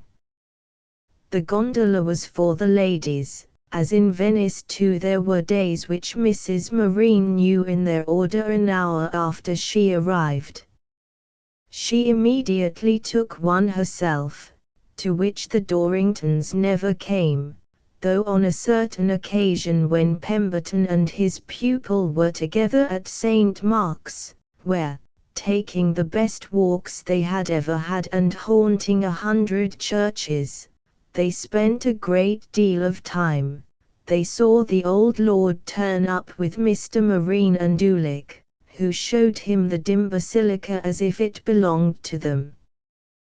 Pemberton noted how much less, among its curiosities, Lord Dorrington carried himself as a man of the world, wondering too whether, for such services, his companions took a fee from him. The autumn at any rate waned, the Dorringtons departed, and Lord Vercoil, the eldest son, had proposed neither for Amy nor for Paula. One sad November day, while the wind roared round the old palace and the rain lashed the lagoon, Pemberton, for exercise and even somewhat for warmth, the Marines were horribly frugal about fires, it was a cause of suffering to their inmate, walked up and down the big bare sala with his pupil. The scagliola floor was cold, the high battered casements shook in the storm, and the stately decay of the place was unrelieved by a particle of furniture. Pemberton's spirits were low, and it came over him that the fortune of the Marines was now even lower. A blast of desolation, a portent of disgrace and disaster, seemed to draw through the comfortless hall. Mr. Marine and Ulick were in the piazza, looking out for something, strolling drearily, in mackintoshes, under the arcades, but still, in spite of mackintoshes, unmistakable men of the world. Paula and Amy were in bed, it might have been thought they were staying there to keep warm. Pemberton looked askance at the boy at his side, to see to what extent he was conscious of these dark omens. But Morgan, luckily for him, was now mainly conscious of growing taller and stronger and indeed of being in his 15th year. This fact was intensely interesting to him and the basis of a private theory, which, however, he had imparted to his tutor, that in a little while he should stand on his own feet. He considered that the situation would change, that in short he should be finished grown up, producible in the world of affairs and ready to prove himself of sterling ability. Sharply as he was capable at times of analyzing, as he called it, his life, there were happy hours when he remained, as he also called it, and as the name, really, of their right ideal, jolly superficial, the proof of which was his fundamental assumption that he should presently go to Oxford, to Pemberton's college, and, aided and abetted by Pemberton, do the most wonderful things. It depressed the young man to see how little in such a project he took account of ways and means, in other connections he mostly kept to the measure. Pemberton tried to imagine the Marines at Oxford and fortunately failed. Yet unless they were to adopt it as a residence there would be no modus vivendi for Morgan. How could he live without an allowance, and where was the allowance to come from? He, Pemberton, might live on Morgan, but how could Morgan live on him? What was to become of him anyhow? Somehow the fact that he was a big boy now, with better prospects of health, made the question of his future more difficult. So long as he was markedly frail, the great consideration he inspired seemed enough of an answer to it. But at the bottom of Pemberton's heart was the recognition of his probably being strong enough to live and not yet strong enough to struggle or to thrive. Morgan himself at any rate was in the first flush of the rosiest consciousness of adolescence, so that the beating of the tempest seemed to him after all but the voice of life and the challenge of fate. He had on his shabby little overcoat, with the collar up, but was enjoying his walk. It was interrupted at last by the appearance of his mother at the end of the sala. She beckoned him to come to her, and while Pemberton saw him, complacent, pass down the long vista and over the damp false marble, he wondered what was in the air. Mrs. Marine said a word to the boy and made him go into the room she had quitted.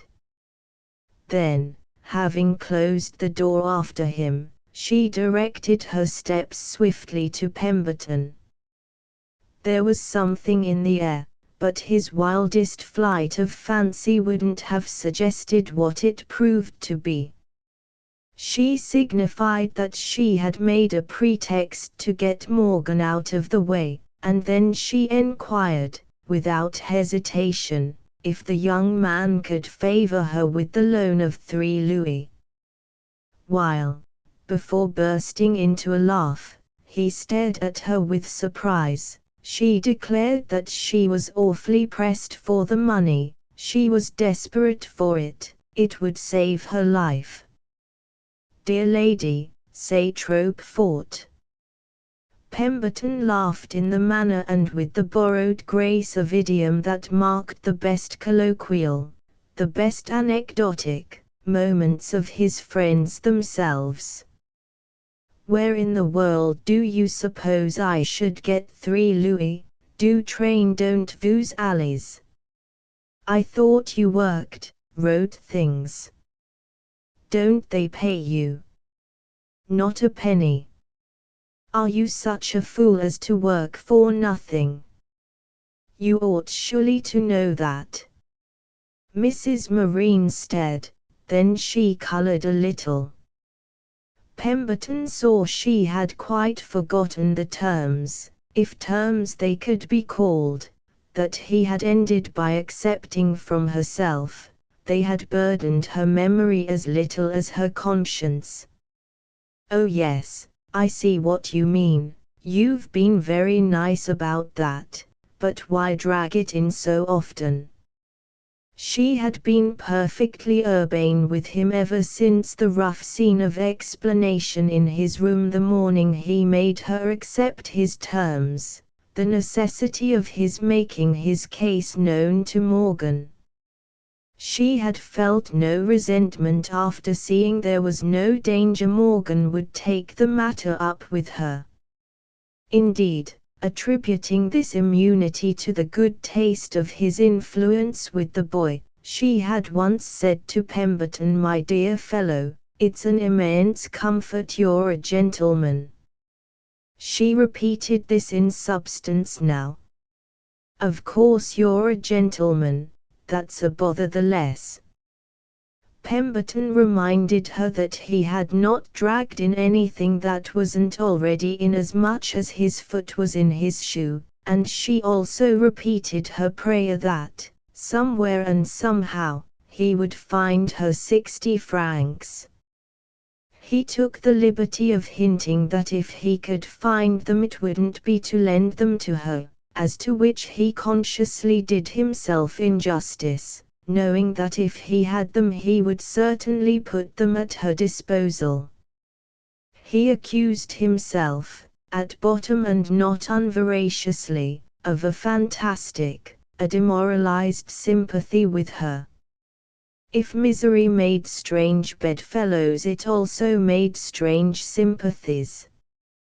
It was moreover a part of the abasement of living with such people that one had to make vulgar retorts, quite out of one's own tradition of good manners. Morgan, Morgan, to what pass have I come for you? He groaned while Mrs. Marine floated voluminously down the sala again to liberate the boy, wailing as she went that everything was too odious. Before their young friend was liberated there came a thump at the door communicating with the staircase, followed by the apparition of a dripping youth who poked in his head. Pemberton recognized him as the bearer of a telegram and recognized the telegram as addressed to himself. Morgan came back as, after glancing at the signature, that of a relative in London, he was reading the words, "Found a jolly job for you, engagement to coach opulent youth on own terms. Come at once." The answer happily was paid and the messenger waited. Morgan, who had drawn near, waited too and looked hard at Pemberton, and Pemberton, after a moment, having met his look, handed him the telegram. It was really by wise looks, they knew each other so well now, that, while the telegraph boy, in his waterproof cape, made a great puddle on the floor, the thing was settled between them. Pemberton wrote the answer with a pencil against the frescoed wall, and the messenger departed. When he had gone the young man explained himself. "I'll make a tremendous charge, I'll earn a lot of money in a short time, and we'll live on it." "Well, I hope the opulent youth will be a dismal dunce." "He probably will," Morgan parenthesized, "and keep you a long time a hammering of it in. Of course the longer he keeps me the more we shall have for our old age." "But suppose they don't pay you?" Morgan awfully suggested. "Oh, there are not two such." But Pemberton pulled up. He had been on the point of using too invidious a term. Instead of this he said two such fatalities. Morgan flushed, the tears came to his eyes. "Didst 2 years two such rascally crews?" Then in a different tone he added, "Happy opulent youth." "Not if he's a dismal dunce." "Oh, they're happier then." "But you can't have everything, can you?" The boy smiled. Pemberton held him fast, hands on his shoulders. He had never loved him so. "What will become of you? What will you do?" He thought of Mrs. Marine, desperate for 60 francs. "I shall become an homme fate." And then, as if he recognized all the bearings of Pemberton's allusion, "I shall get on with them better when you're not here." "Ah, don't say that, it sounds as if I set you against them." "You do, the sight of you." "It's all right, you know what I mean." "I shall be beautiful. I'll take their affairs in hand, I'll marry my sisters." "You'll marry yourself," joked Pemberton, as high, rather tense pleasantry would evidently be the right, or the safest, tone for their separation. It was, however, not purely in this strain that Morgan suddenly asked, "But I say, how will you get to your jolly job?" "You'll have to telegraph to the opulent youth for money to come on." Pemberton beat out himself. "They won't like that, will they? Oh, look out for them." Then Pemberton brought out his remedy. "I'll go to the American consul, I'll borrow some money of him, just for the few days, on the strength of the telegram." Morgan was hilarious. "Show him the telegram, then collar the money and stay." Pemberton entered into the joke sufficiently to reply that for Morgan he was really capable of that, but the boy, growing more serious, and to prove he hadn't meant what he said, not only hurried him off to the consulate, since he was to start that evening, as he had wired to his friend, but made sure of their affair by going with him. They splashed through the tortuous perforations and over the humpbacked bridges, and they passed through the piazza, where they saw Mr. Marine and Ulick go into a jeweller's shop. The consul proved accommodating. Pemberton said it wasn't the letter, but Morgan's grandeur, and on their way back they went into St. Mark's for a hushed 10 minutes. Later they took up and kept up the fun of it to the very end, and it seemed to Pemberton a part of that fun that Mrs. Marine, who was very angry when he had announced her his intention, should charge him, grotesquely and vulgarly and in reference to the loan she had vainly endeavored to effect, with bolting lest they should get something out of him. On the other hand, he had to do Mr. Marine and Ulick the justice to recognize that when on coming in they heard the cruel news they took it like perfect men of the world. Chapter 8. When he got at work with the opulent youth, who was to be taken in hand for Belial, he found himself unable to say if this aspirant had really such poor parts or if the appearance were only begotten of his own long association with an intensely living little mind. From Morgan he heard half a dozen times. The boy wrote charming young letters, a patchwork of tongues, with indulgent postscripts in the family Volapük and, in little squares and rounds and crannies of the text, the drollest illustrations, letters that he was divided between the impulse to show his present charge as a vain, a wasted incentive, and the sense of something in them that publicity would profane. The opulent youth went up in due course and failed to pass, but it seemed to add to the presumption that brilliancy was not expected of him all at once that his parents, condoning the lapse, which they good-naturedly treated as little as possible as if it were Pemberton's, should have sounded the rally again, begged the young coach to renew the siege. The young coach was now in a position to lend Mrs. Marine 3 louis, and he sent her a post-office order even for a larger amount. In return for this favor he received a frantic scribbled line from her, "Implore you to come back instantly, Morgan dreadfully ill."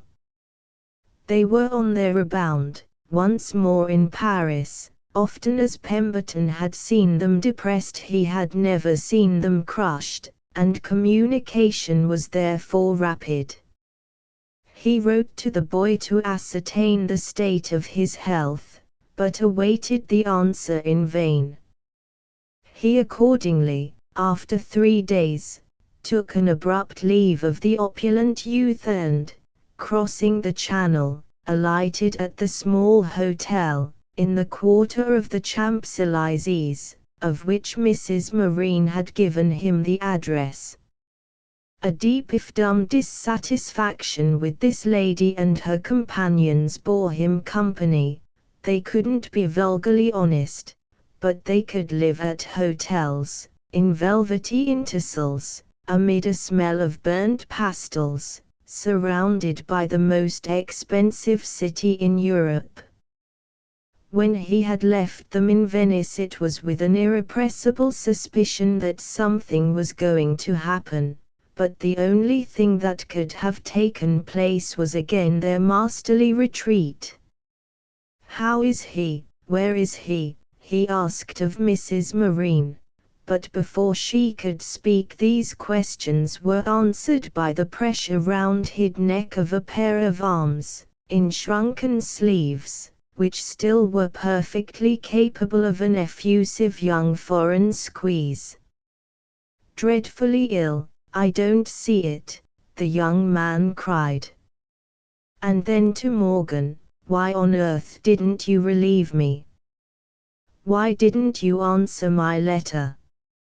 Mrs. Marine declared that when she wrote he was very bad, and Pemberton learned at the same time from the boy that he had answered every letter he had received.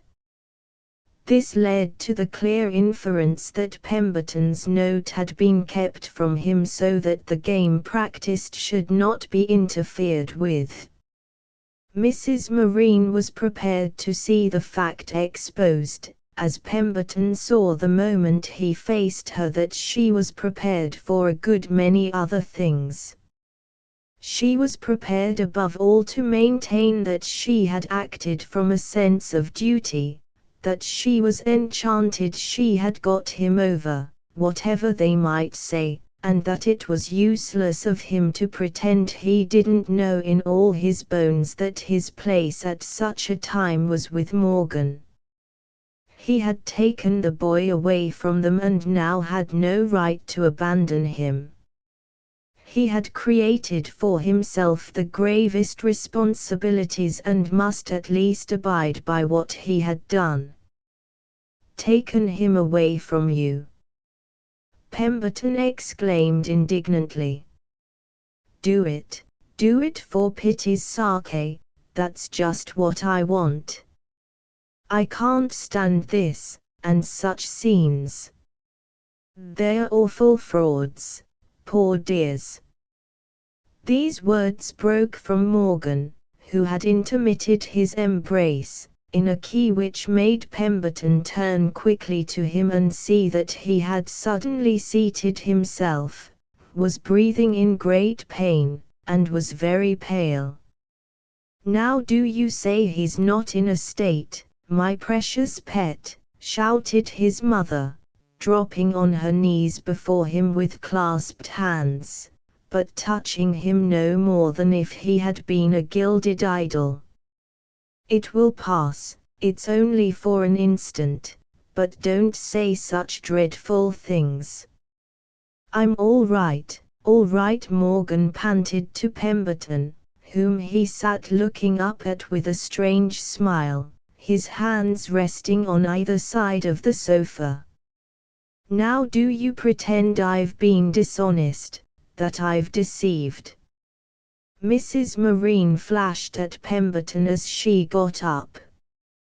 "It isn't he says it, it's I," the boy returned, apparently easier, but sinking back against the wall, while his restored friend, who had sat down beside him, took his hand and bent over him. "Darling child, one does what one can. There are so many things to consider," urged Mrs. Marine. "It's his place, his only place. You see you think it is now. Take me away, Morgan went on, smiling to Pemberton with his white face. "Where shall I take you, and how, oh how, my boy?"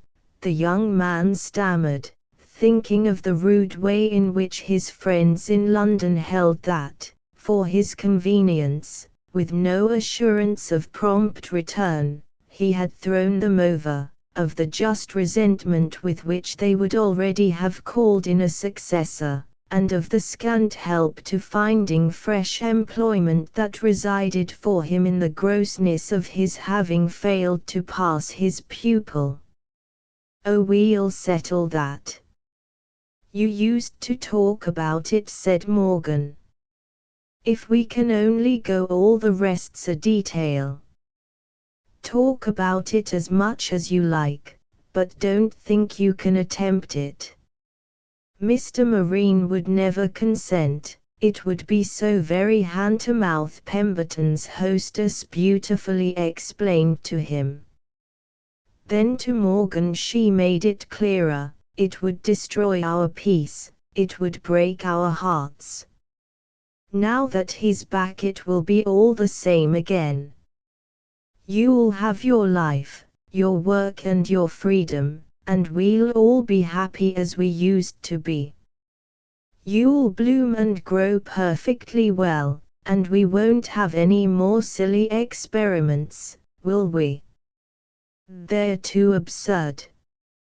It's Mr. Pemberton's place, everyone in his place. You in yours, your papa in his, me in mine, enest ce pas, sure. We'll all forget how foolish we've been and have lovely times. She continued to talk and to search vaguely about the little draped stuffy salon while Pemberton sat with the boy, whose color gradually came back, and she mixed up her reasons, hinting that there were going to be changes, that the other children might scatter, who knew, Paula had her ideas, and that then it might be fancied how much the poor old parent birds would want the little nestling. Morgan looked at Pemberton, who wouldn't let him move, and Pemberton knew exactly how he felt at hearing himself called a little nestling. He admitted that he had had 1 or 2 bad days, but he protested afresh against the wrong of his mother's having made them the ground of an appeal to poor Pemberton. Poor Pemberton could laugh now, apart from the comicality of Mrs. Marine's mustering so much philosophy for her defense. She seemed to shake it out of her agitated petticoats, which knocked over the light gilt chairs. So little did their young companion, marked, unmistakably marked at the best, strike him as qualified to repudiate any advantage. He himself was in for it at any rate. He should have Morgan on his hands again indefinitely, though indeed he saw the lad had a private theory to produce which would be intended to smooth this down. He was obliged to him for it in advance, but the suggested amendment didn't keep his heart rather from sinking, any more than it prevented him from accepting the prospect on the spot, with some confidence moreover that he should do so even better if he could have a little supper. Mrs. Marine threw out more hints about the changes that were to be looked for, but she was such a mixture of smiles and shudders. She confessed she was very nervous, that he couldn't tell if she were in high feather or only in hysterics. If the family was really at last going to pieces, why shouldn't she recognize the necessity of pitching Morgan into some sort of lifeboat? This presumption was fostered by the fact that they were established in luxurious quarters in the capital of pleasure. That was exactly where they naturally would be established in view of going to pieces. Moreover, didn't she mention that Mr. Marine and the others were enjoying themselves at the opera with Mr. Granger, and wasn't that also precisely where one would look for them on the eve of a smash? Pemberton gathered that Mr. Granger was a rich vacant American, a big bill with a flourishy heading and no items, so that one of Paula's ideas was probably that this time she hadn't missed fire, by which straight shot indeed she would have shattered the general cohesion. And if the cohesion was to crumble, what would become of poor Pemberton? He felt quite enough bound up with them to figure to his alarm as a dislodged block in the edifice. It was Morgan who eventually asked if no supper had been ordered for him, sitting with him below, later, at the dim-delayed meal, in the presence of a great deal of cord green plush, a plate of ornamental biscuit and an aloofness marked on the part of the waiter.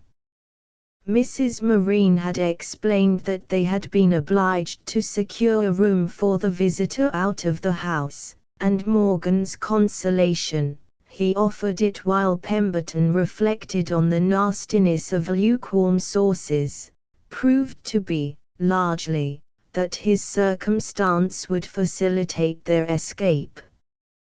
He talked of their escape, recurring to it often afterwards, as if they were making up a boy's book together.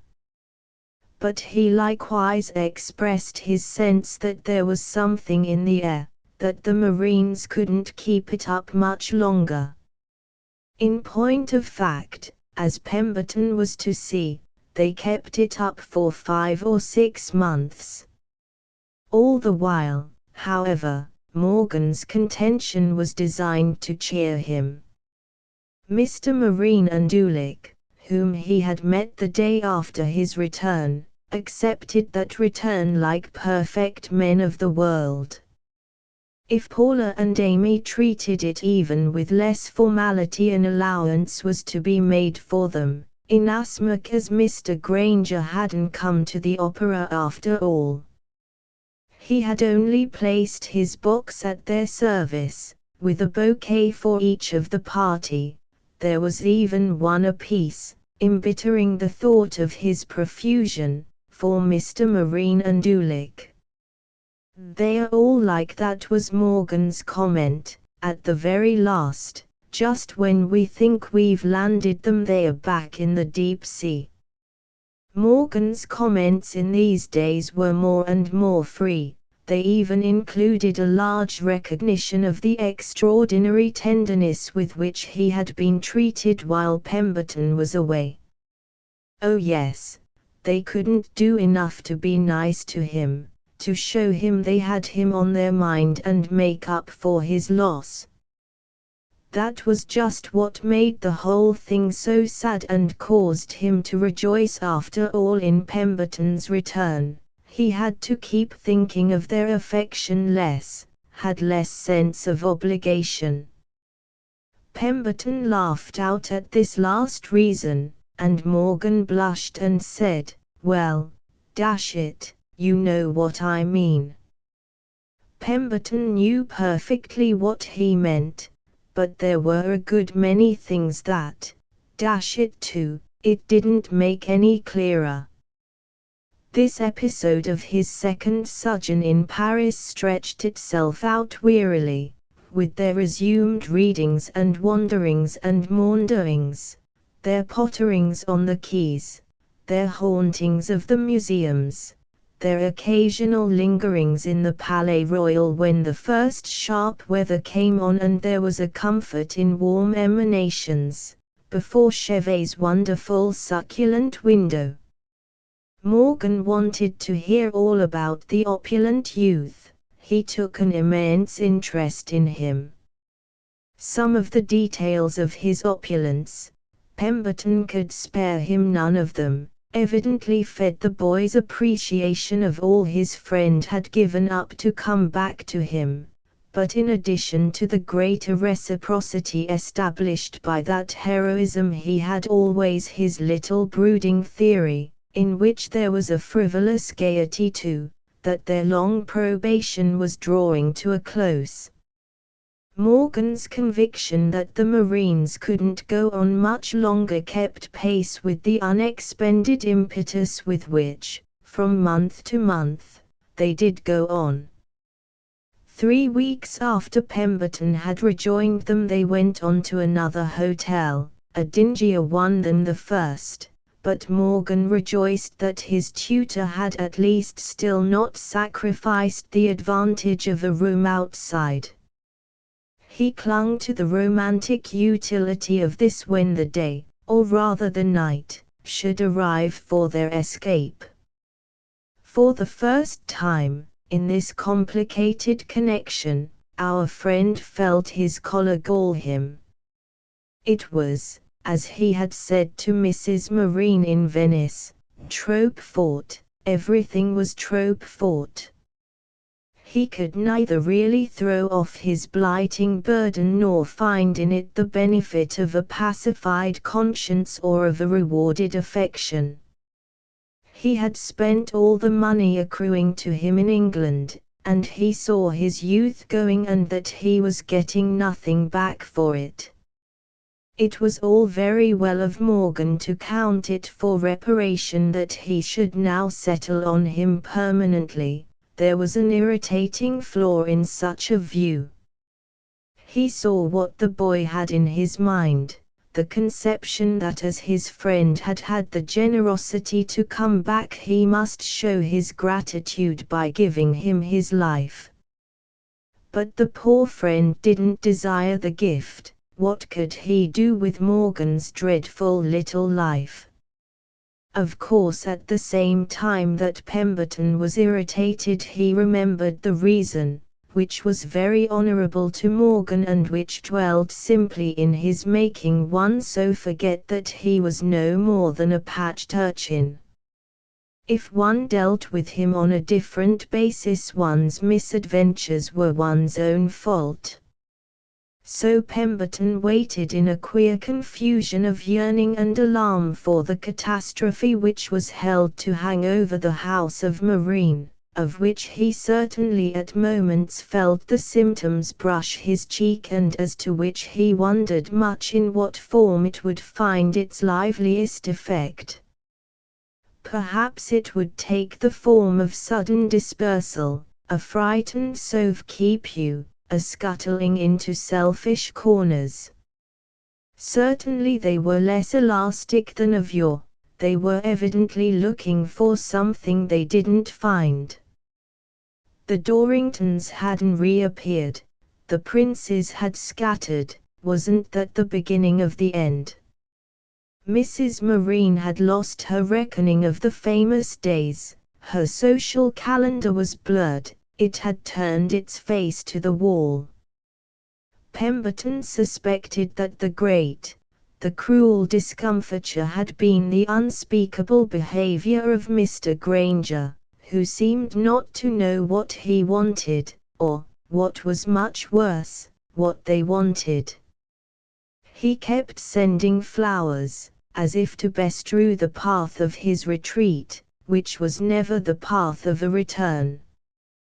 Flowers were all very well, but Pemberton could complete the proposition. It was now positively conspicuous that in the long run the Marines were a social failure, so that the young man was almost grateful the run had not been short.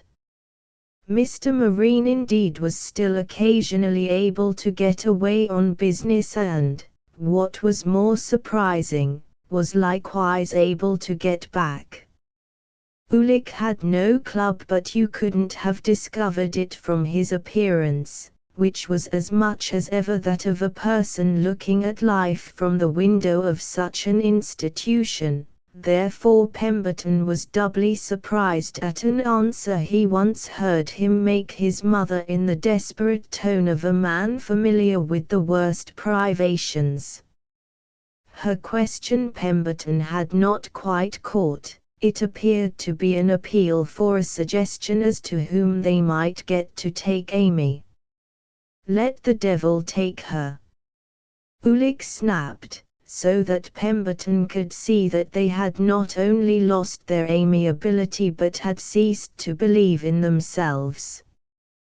He could also see that if Mrs. Marine was trying to get people to take her children, she might be regarded as closing the hatches for the storm. But Morgan would be the last she would part with. One winter afternoon, it was a Sunday, he and the boy walked far together in the Bois de Boulogne. The evening was so splendid, the cold lemon-colored sunset so clear, the stream of carriages and pedestrians so amusing and the fascination of Paris so great, that they stayed out later than usual and became aware that they should have to hurry home to arrive in time for dinner. They hurried accordingly, arm in arm, good-humored and hungry, agreeing that there was nothing like Paris after all, and that after everything too that had come and gone they were not yet sated with innocent pleasures. When they reached the hotel they found that, though scandalously late, they were in time for all the dinner they were likely to sit down to. Confusion reigned in the apartments of the Marines, very shabby ones this time, but the best in the house, and before the interrupted service of the table, with objects displaced almost as if there had been a scuffle and a great wine stain from an overturned bottle, Pemberton couldn't blink the fact that there had been a scene of the last proprietary firmness. The storm had come, they were all seeking refuge. The hatches were down, Paula and Amy were invisible. They had never tried the most casual art upon Pemberton, but he felt they had enough of an eye to him not to wish to meet him as young ladies whose frocks had been confiscated, and Ulick appeared to have jumped overboard. The host and his staff, in a word, had ceased to go on at the pace of their guests, and the air of embarrassed detention, thanks to a pile of gaping trunks in the passage, was strangely commingled with the air of indignant withdrawal. When Morgan took all this in, and he took it in very quickly, he colored to the roots of his hair. He had walked from his infancy among difficulties and dangers, but he had never seen a public exposure. Pemberton noticed in a second glance at him that the tears had rushed into his eyes and that they were tears of a new and untasted bitterness. He wondered an instant, for the boy's sake, whether he might successfully pretend not to understand. Not successfully, he felt, as Mr. and Mrs. Marine, dinnerless by their extinguished hearth, rose before him in their little dishonored salon, casting about with glassy eyes for the nearest port in such a storm. They were not prostrate but were horribly white, and Mrs. Marine had evidently been crying.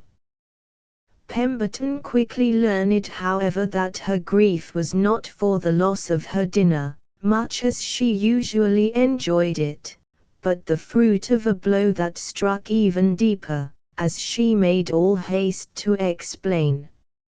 He would see for himself, so far as that went, how the great change had come, the dreadful bolt had fallen, and how they would now all have to turn themselves about.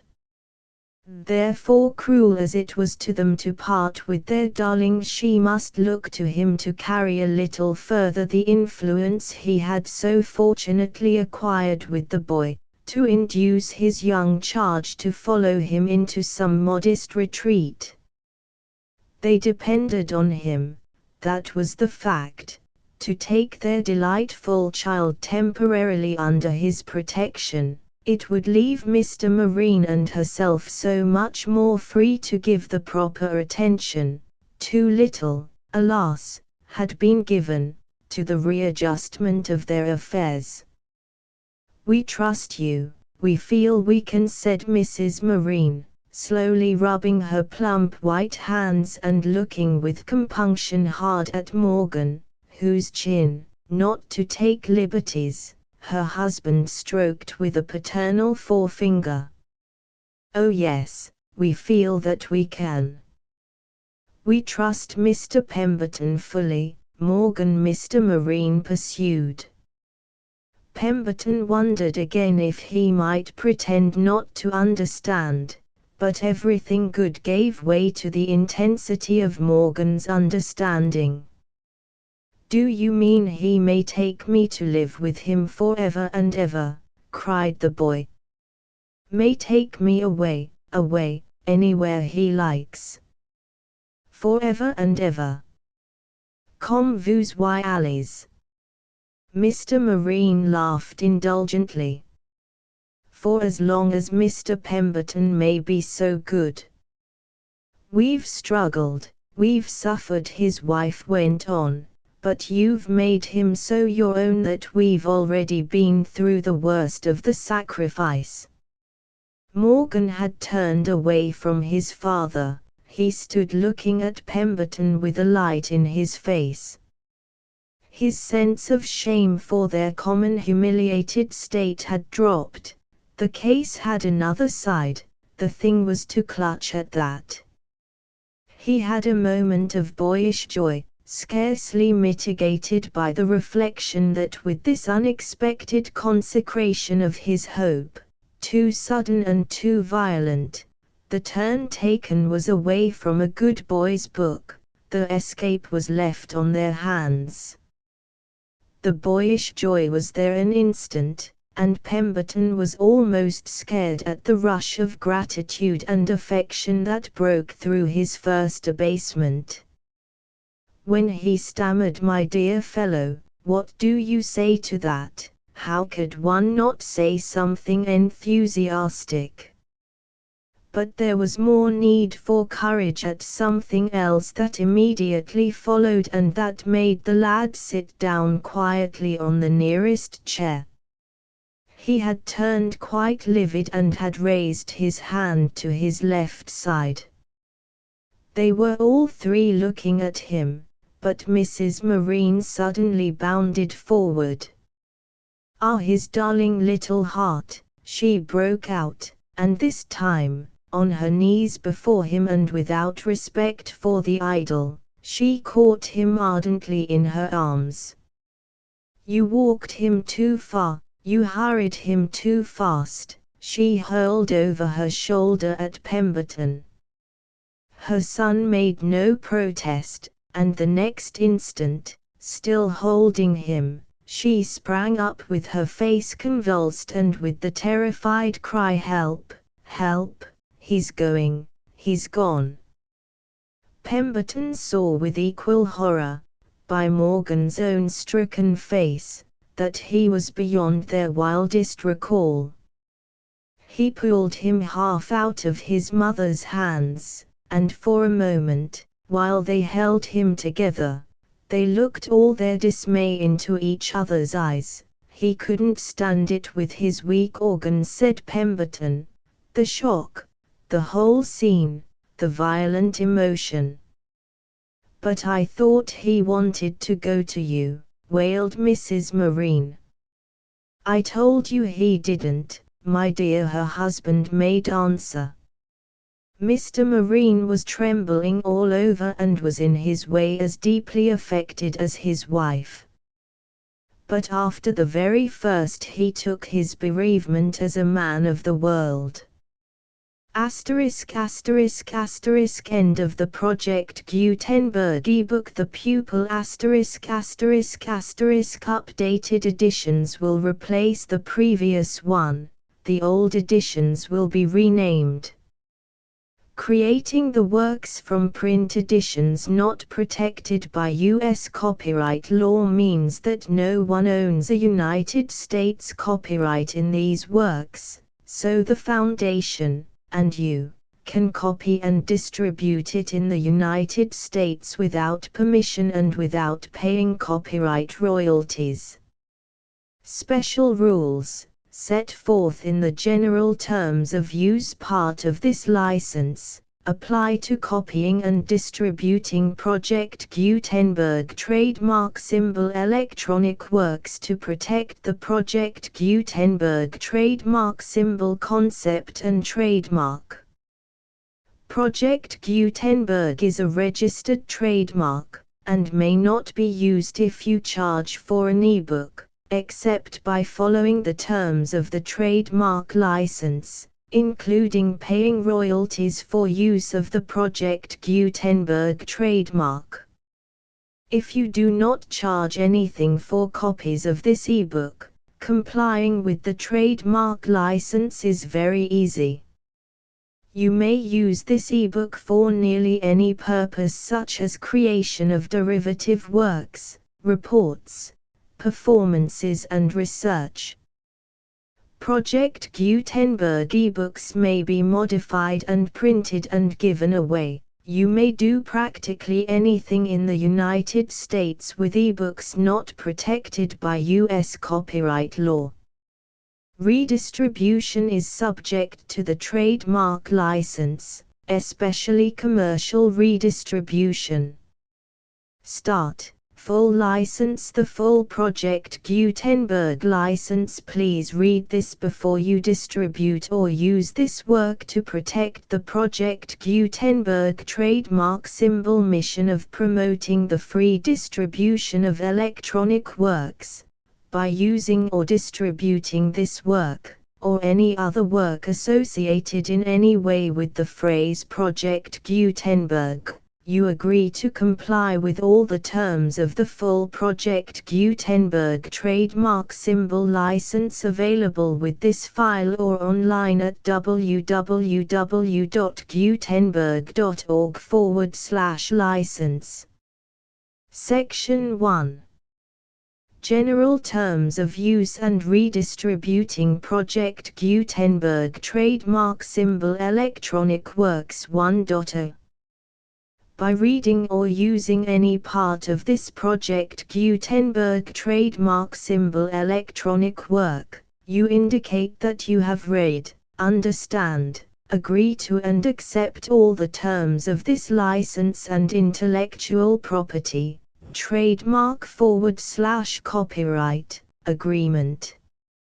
If you do not agree to abide by all the terms of this agreement, you must cease using and return or destroy all copies of Project Gutenberg trademark symbol electronic works in your possession.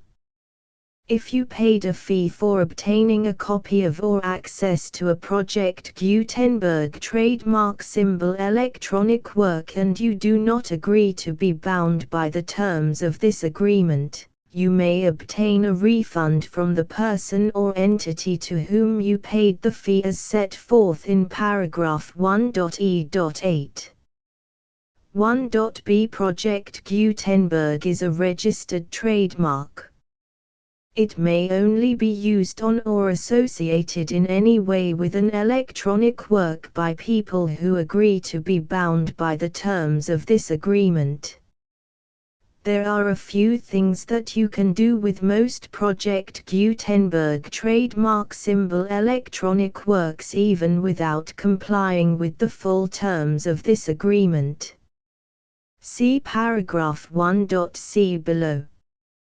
There are a lot of things you can do with Project Gutenberg trademark symbol electronic works if you follow the terms of this agreement and help preserve free future access to Project Gutenberg trademark symbol electronic works.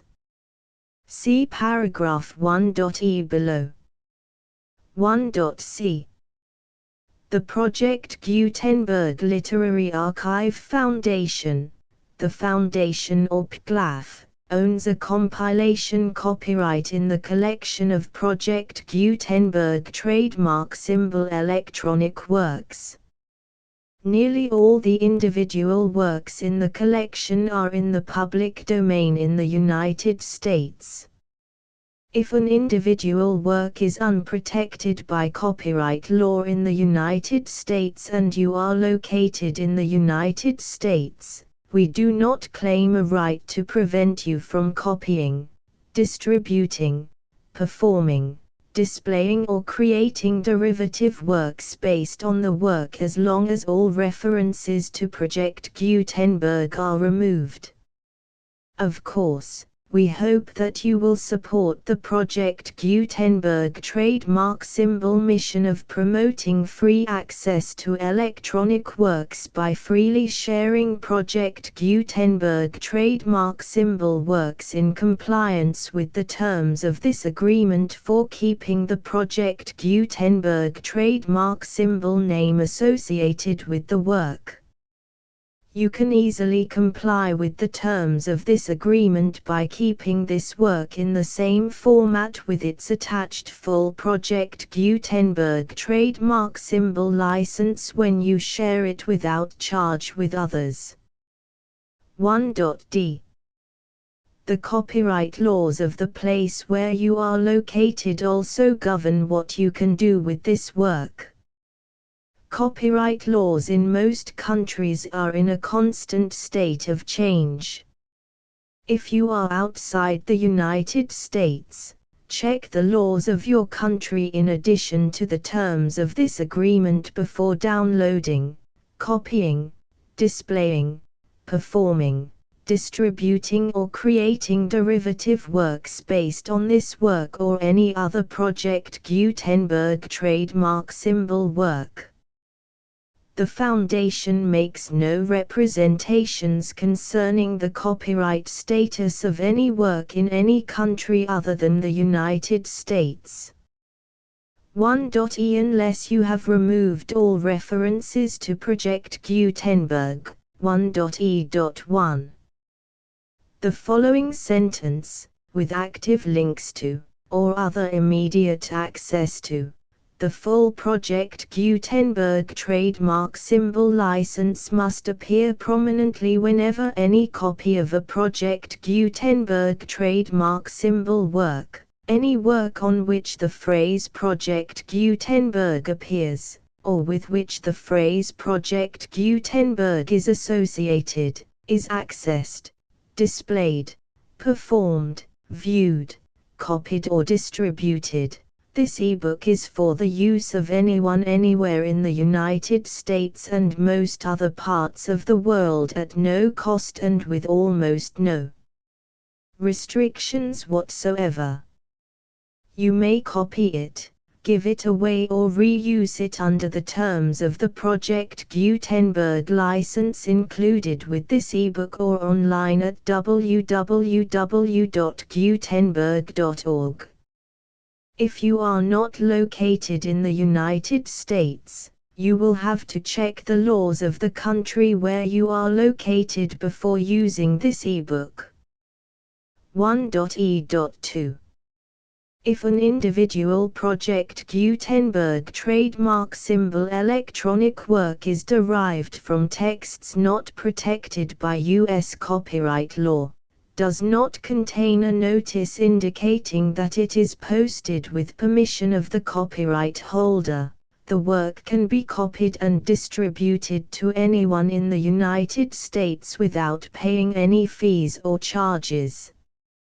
If you are redistributing or providing access to a work with the phrase Project Gutenberg associated with or appearing on the work, you must comply either with the requirements of paragraphs 1.e.1 through 1.e.7 or obtain permission for the use of the work and the Project Gutenberg trademark symbol trademark as set forth in paragraphs 1.e.8 or 1.e.9. 1.e.3. If an individual Project Gutenberg trademark symbol electronic work is posted with the permission of the copyright holder, your use and distribution must comply with both paragraphs 1.e.1 through 1.e.7 and any additional terms imposed by the copyright holder. Additional terms will be linked to the Project Gutenberg trademark symbol license for all works posted with the permission of the copyright holder found at the beginning of this work. 1.e.4. Do not unlink or detach or remove the full Project Gutenberg trademark symbol license terms from this work, or any files containing a part of this work or any other work associated with Project Gutenberg trademark symbol. 1.e.5.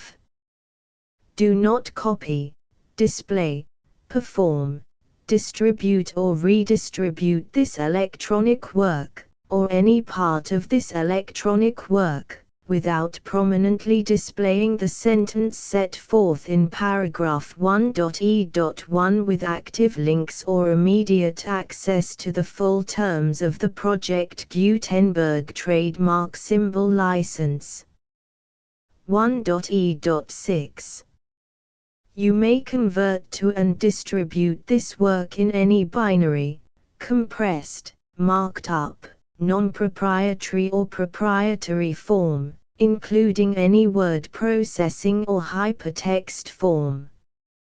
However, if you provide access to or distribute copies of a Project Gutenberg trademark symbol work in a format other than plain vanilla ASCII or other format used in the official version posted on the official Project Gutenberg trademark symbol website, www.gutenberg.org, you must, at no additional cost, fee or expense to the user, provide a copy, a means of exporting a copy, or a means of obtaining a copy upon request, of the work in its original plain vanilla ASCII or other form. Any alternate format must include the full Project Gutenberg trademark symbol license as specified in paragraph 1.e.1. 1.e.7. Do not charge a fee for access to, viewing, displaying, performing, copying or distributing any Project Gutenberg trademark symbol works unless you comply with paragraph 1.e.8 or 1.e.9. 1.e.8.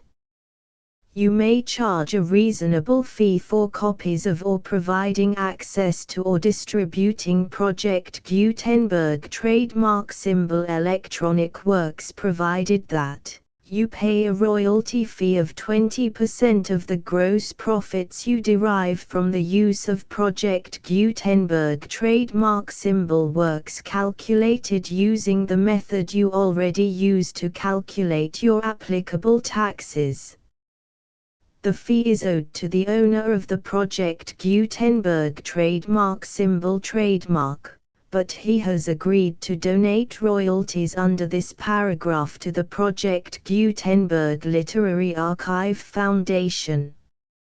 Royalty payments must be paid within 60 days following each date on which you prepare, or are legally required to prepare, your periodic tax returns. Royalty payments should be clearly marked as such and sent to the Project Gutenberg Literary Archive Foundation at the address specified in Section 4, Information about donations to the Project Gutenberg Literary Archive Foundation. You provide a full refund of any money paid by a user who notifies you in writing, or by email, within 30 days of receipt that he does not agree to the terms of the full Project Gutenberg trademark symbol license. You must require such a user to return or destroy all copies of the works possessed in a physical medium and discontinue all use of and all access to other copies of Project Gutenberg trademark symbol works.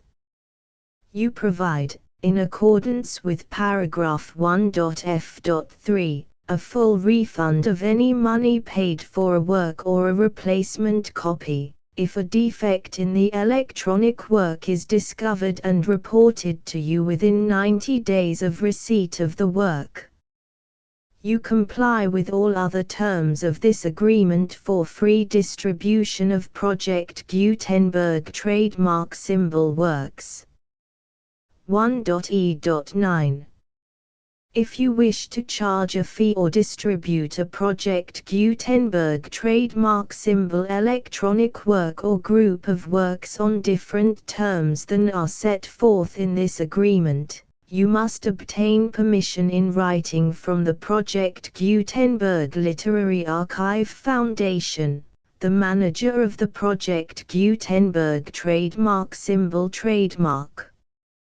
Contact the Foundation as set forth in Section 3 below. 1.f1.f.1. Project Gutenberg volunteers and employees expend considerable effort to identify, do copyright research on, transcribe and proofread works not protected by U.S. copyright law in creating the Project Gutenberg trademark symbol collection. Despite these efforts, Project Gutenberg trademark symbol electronic works, and the medium on which they may be stored, may contain defects such as, but not limited to, incomplete, inaccurate or corrupt data, transcription errors, a copyright or other intellectual property infringement, a defective or damaged disk or other medium, a computer virus, or computer codes that damage or cannot be read by your equipment. 1.f.2 Limited warranty. Disclaimer of damages, except for the right of replacement or refund described in paragraph 1.f.3.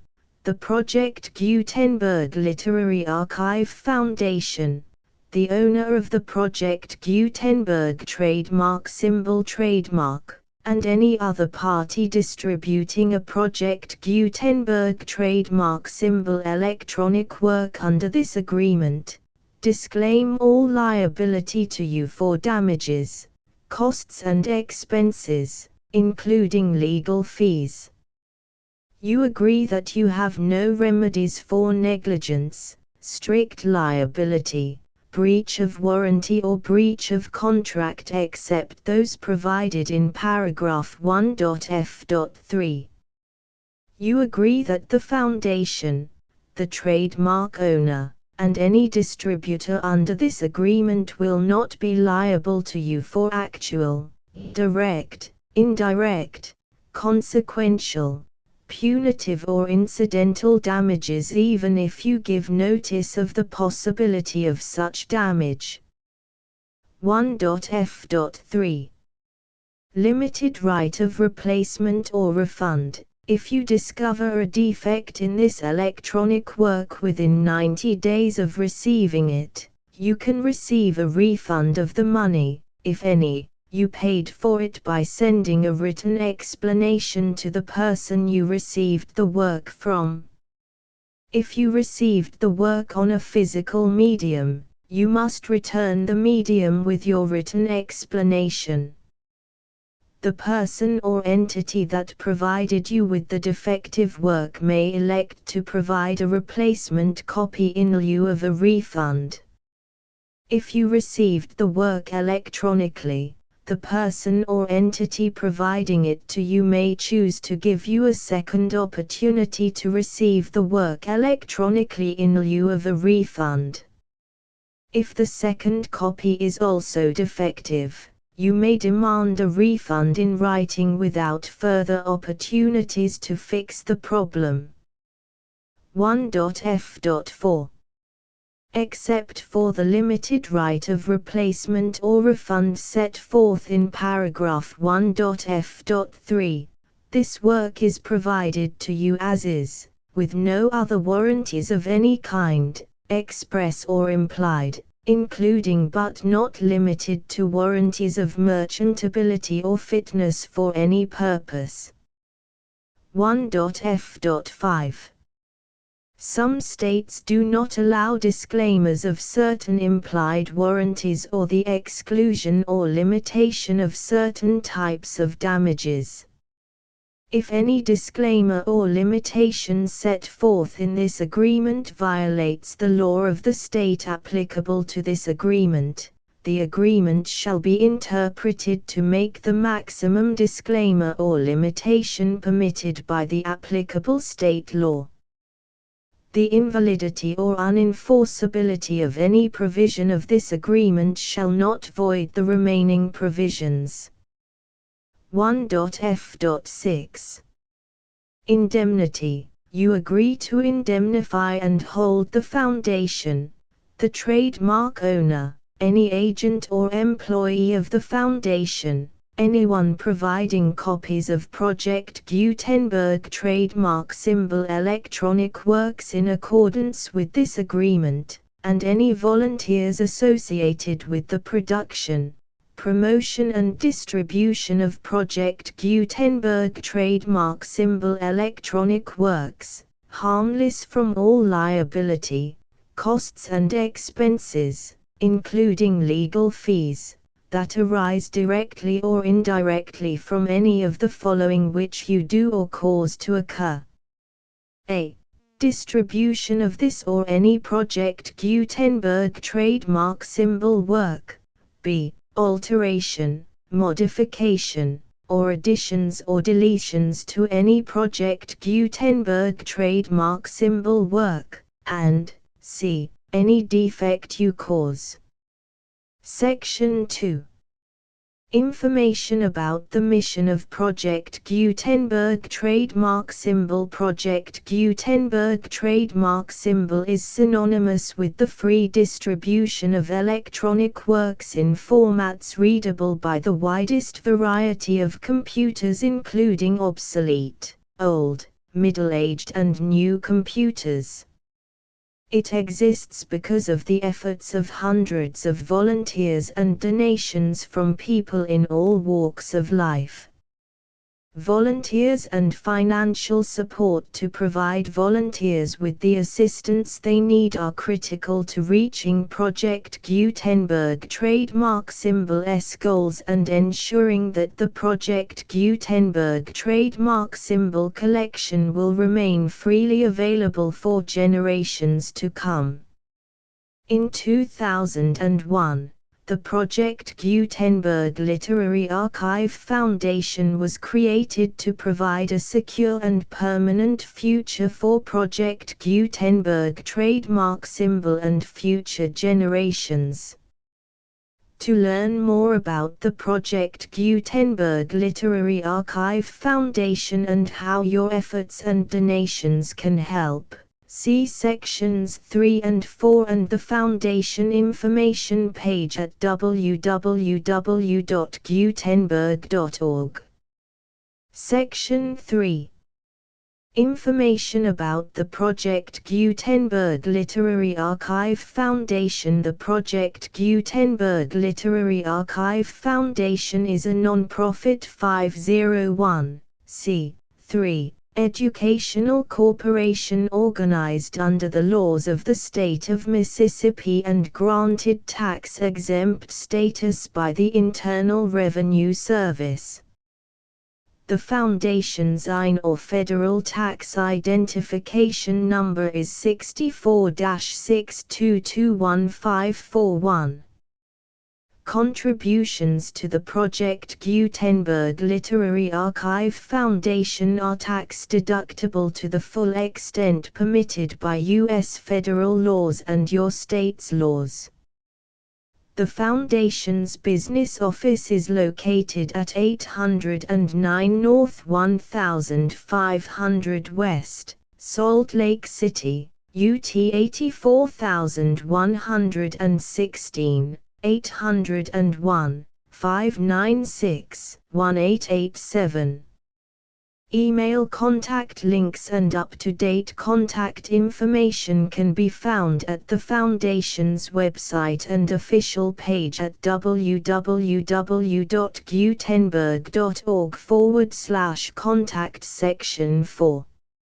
Information about donations to the Project Gutenberg Literary Archive Foundation. Project Gutenberg trademark symbol depends upon and cannot survive without widespread public support and donations to carry out its mission of increasing the number of public domain and licensed works that can be freely distributed in machine-readable form accessible by the widest array of equipment, including outdated equipment.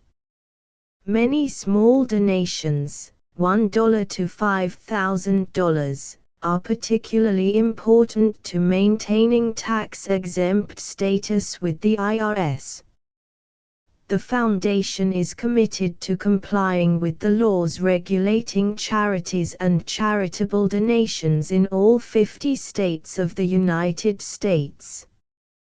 Compliance requirements are not uniform and it takes a considerable effort, much paperwork and many fees to meet and keep up with these requirements. We do not solicit donations in locations where we have not received written confirmation of compliance. To send donations or determine the status of compliance for any particular state, visit www.gutenberg.org/donate. While we cannot and do not solicit contributions from states where we have not met the solicitation requirements, we know of no prohibition against accepting unsolicited donations from donors in such states who approach us with offers to donate. International donations are gratefully accepted, but we cannot make any statements concerning tax treatment of donations received from outside the United States. U.S. laws alone swamp our small staff. Please check the Project Gutenberg web pages for current donation methods and addresses. Donations are accepted in a number of other ways, including checks, online payments and credit card donations. To donate, please visit www.gutenberg.org/donate. Section 5. General information about Project Gutenberg Trademark Symbol Electronic Works. Professor Michael S. Hart was the originator of the Project Gutenberg trademark symbol concept of a library of electronic works that could be freely shared with anyone. For 40 years, he produced and distributed Project Gutenberg trademark symbol ebooks with only a loose network of volunteer support. Project Gutenberg trademark symbol ebooks are often created from several printed editions, all of which are confirmed as not protected by copyright in the US unless a copyright notice is included. Thus, we do not necessarily keep ebooks in compliance with any particular paper edition. Most people start at our website, which has the main PG search facility, www.gutenberg.org. This website includes information about Project Gutenberg trademark symbol, including how to make donations to the Project Gutenberg Literary Archive Foundation, how to help produce our new ebooks, and how to subscribe to our email newsletter to hear about new ebooks. The Pupil Chapter I, Chapter 2, Chapter 3, Chapter 4, Chapter V, Chapter 6, Chapter 7, Chapter 8. The full Project Gutenberg license,